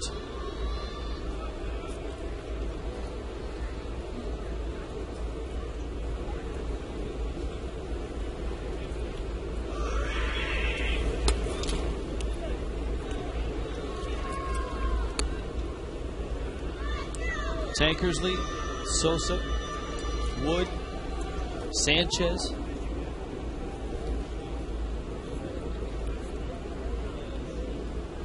General manager of the Milwaukee Brewers, Doug Melvin.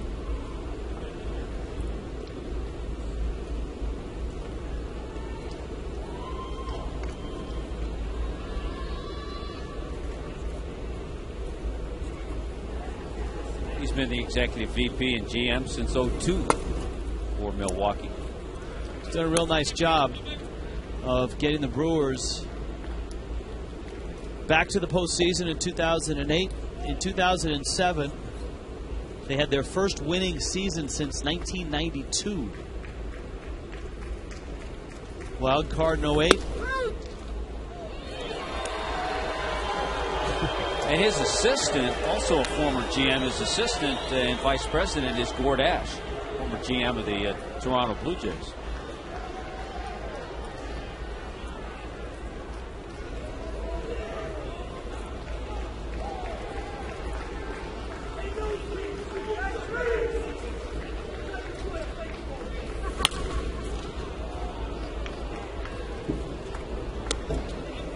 Doug Melvin was also the general manager down in Texas before we got to Milwaukee.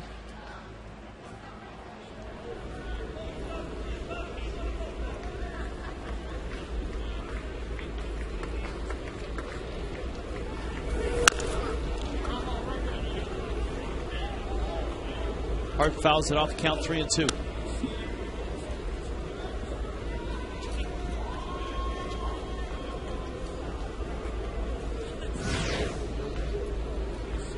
That man has been a problem tonight for the Fish. He's had 2 big hits, both RBI singles. A couple of big hits, had a stolen base in the 8th inning.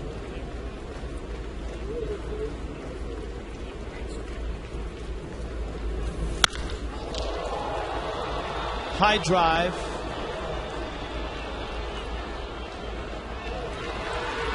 Cody Ross makes the catch, 2 down.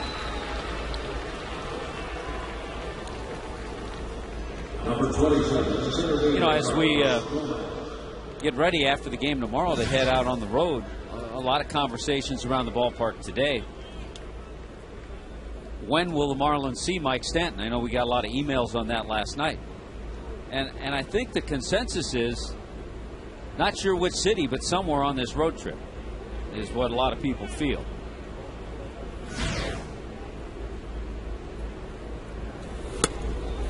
So that means when the Marlins return home. And here's my thought, and we have no inside information on this. I would expect, and this could work out, that we possibly could see Mike Stanton in that series against the Tampa Bay Rays. Number one, because you can use an extra hitter. You get the DH in those 3 games. Not necessarily meaning he's going to DH, but you get an extra guy on your offense. And personally, if I go into that series against that ball club, that extra guy, I'd like to have a little pop. Might be fun to watch him hit in Philadelphia in that ballpark. Yep. No problem with that one either.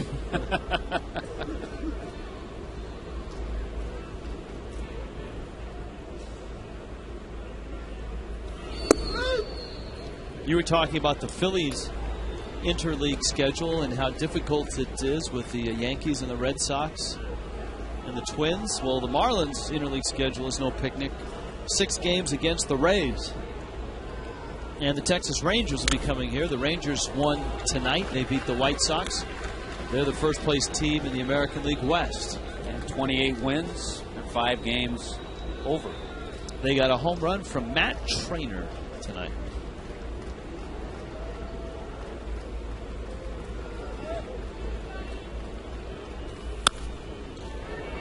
They got some pretty good mashers on that team. He drove in Josh Hamilton, Vladimir Guerrero. Well, hold on. We got to tell Matty's story tonight. All right, go ahead. He's amongst all those mashers. Trainer homered and drove in a career-high 4 runs.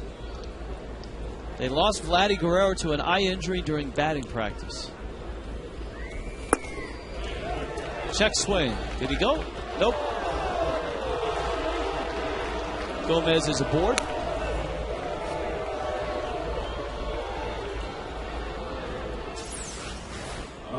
High fastball. Did he go? Pretty close.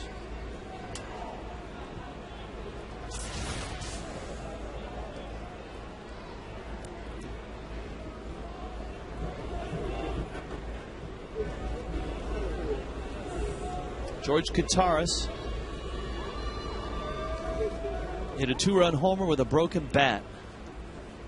The handle of the bat was still in his hand. The rest of it was out on the infield, and the ball sailed 10 rows in right field. It's the second pretty good game that Matt Trainer's had. I was just looking back. He had a game a while back against Baltimore. He was 2 for 5 with a home run and 3 RBIs.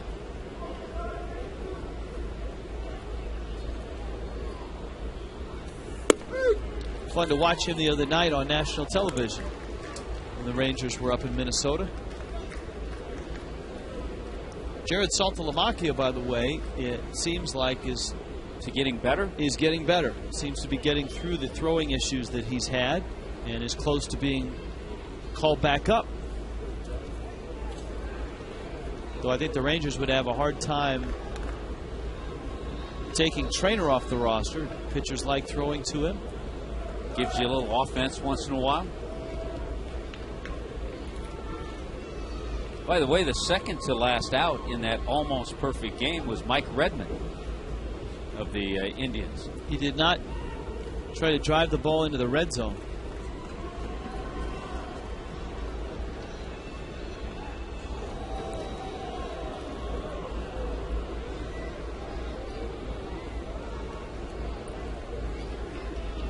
Trainer, of course, started the spring training season in camp with this team, the Milwaukee Brewers.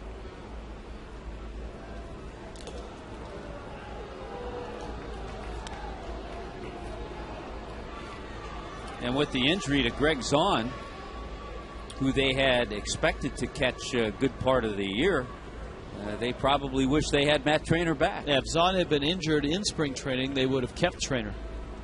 Instead, they traded him to Texas.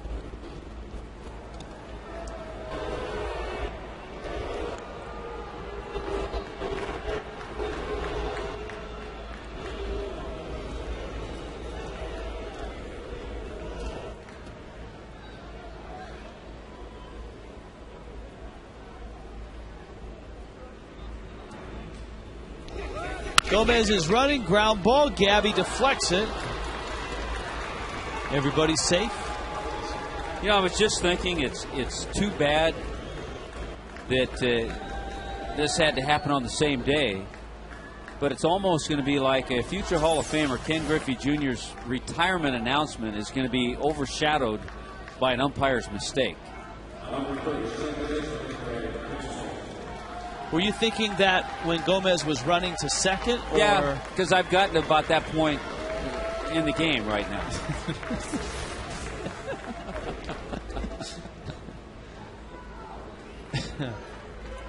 Here's Counsell getting his first at bat. Yeah, Craig Counsell came into that double switch that Ken Mockham made.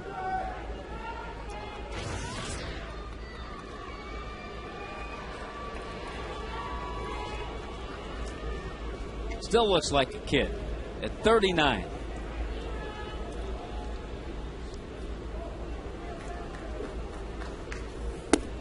Not holding his hands up as high as he once did. Now he's gone back and forth, different stances. He's learned how at his 14th year now as a big leaguer. He's learned how to make adjustments.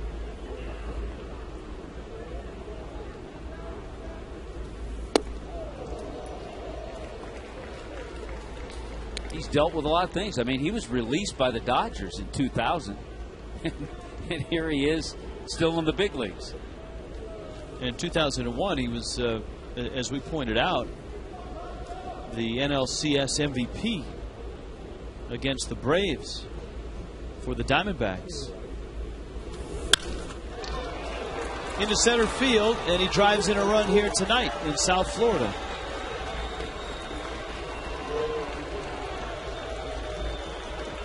Well, we've learned one thing. The number 8 spot in the order is produced.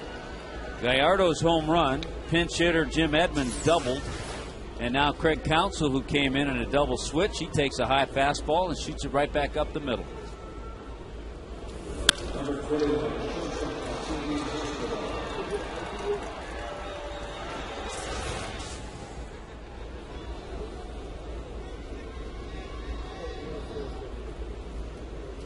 Here now is Escobar.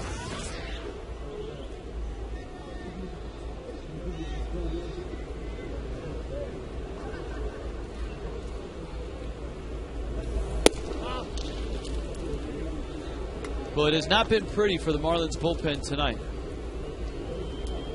We've talked about the woes that Ken Maka has had with Milwaukee's pen.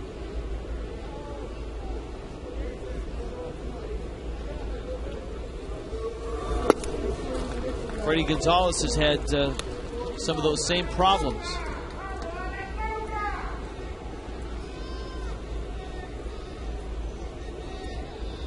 Yeah, 3 1/3 innings, almost, from the bullpen. 8 hits and 6 runs they've allowed.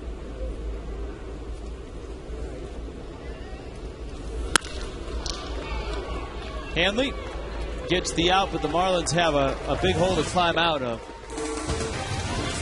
Bottom of the ninth, 7-3 Brewers.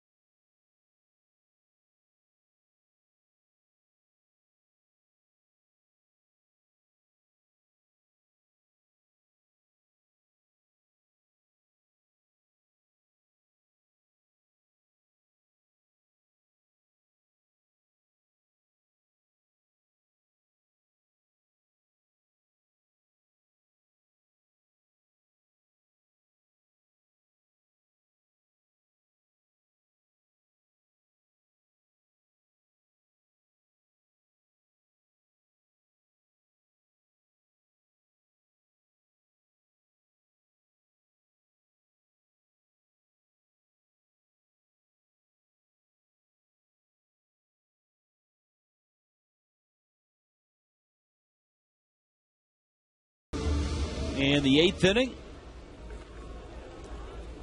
when it was a tighter game than this.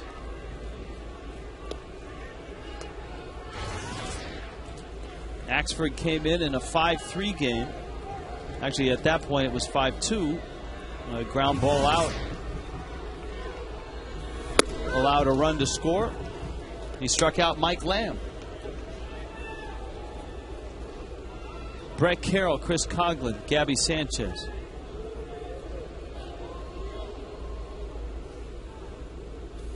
We got little things to look for. See if Chris Coughlin can have his third straight 3-hit game. Got 2 hits tonight. He's 2 for 3. Walked 1 time, stolen base. Brett Carroll sends a breaking ball back up the middle.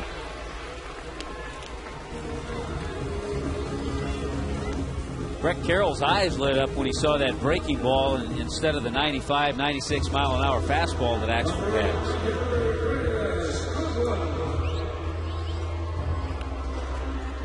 Here is Coughlin now. He's doubled, singled, walked, reached on an error.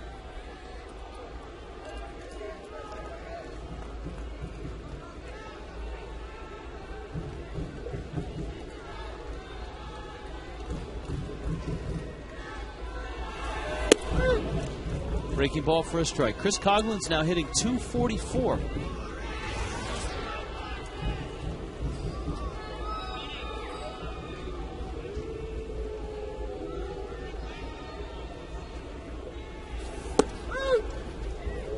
But he's behind in the count 0-2. He's seen both pitches, that curveball and the fastball.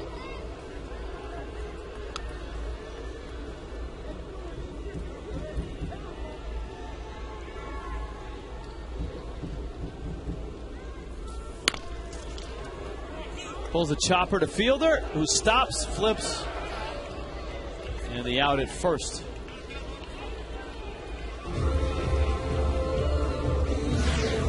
So Coughlin will have to settle for 2 hits tonight.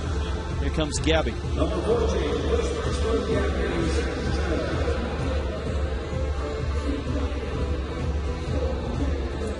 Axford, it's an interesting 4 years or 5 years.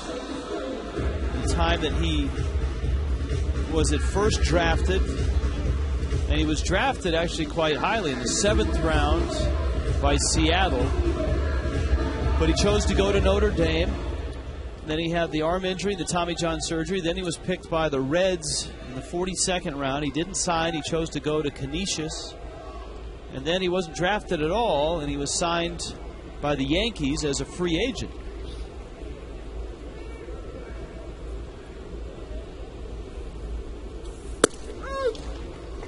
And the amazing thing is, he got to the big leagues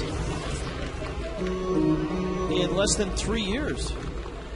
Well, when you have an arm like he has after he's recovered from Tommy John surgery, you throw in the mid-90s with a secondary pitch that looks pretty good, his curveball.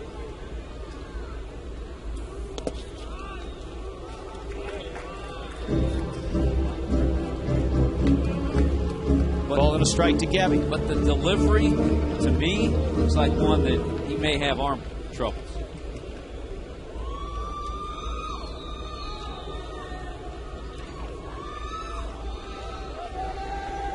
The Yankees didn't sign him right out of Canisius either. He had to go pitch in a Canadian summer league for a team called the Melville Millionaires. And he had a 7-inning game in which he struck out 19. Then the Yankees signed him. I think that was against Bingo Long.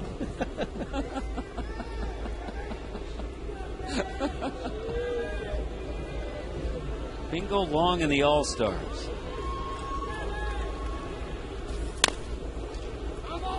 Was that the Richard Pryor? Richard Pryor, wasn't it? Did they have a train that went through center field? Yeah. Counts 1-2.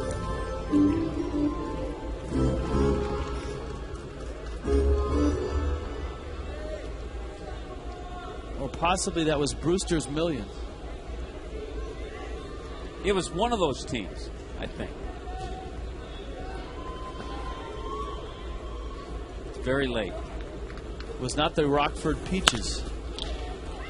Counsell waits on a couple hops, throws out Sanchez. Marlins are down to their last out. And that would be Hanley.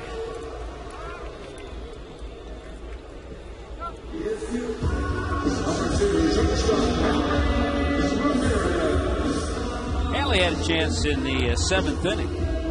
At the time, it was a 2-2 ball game. He had a chance to put the Marlins ahead, facing Gallardo, but he got him on a ground ball. Remember, Coghlan had doubled at that bloop double and was in scoring position.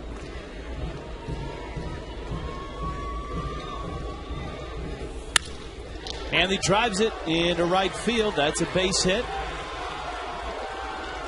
And he's going to end up at second with a double.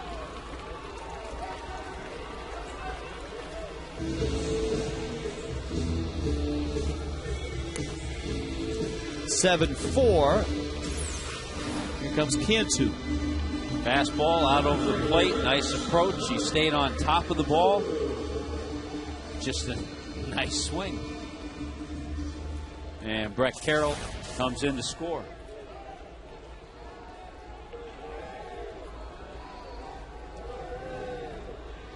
Cantu 2 RBIs.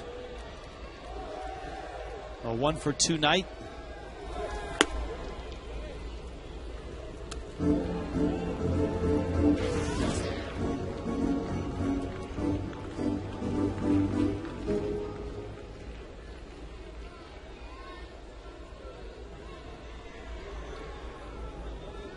Driven in 6 runs in this series, which doesn't end tonight. It ends tomorrow night. Josh Johnson, Chris Capuano, the matchup. Josh Johnson trying to pick up win number 6. Remember, he pitched so well, gave up just the unearned run in the Halladay perfect game. Went 7 innings in that game.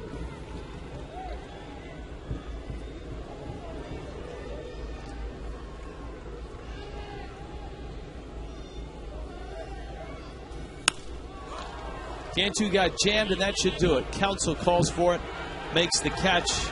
John Axford picks his ball club up in a big way. The Brewers have had bullpen issues. Axford comes through with a 5-out save.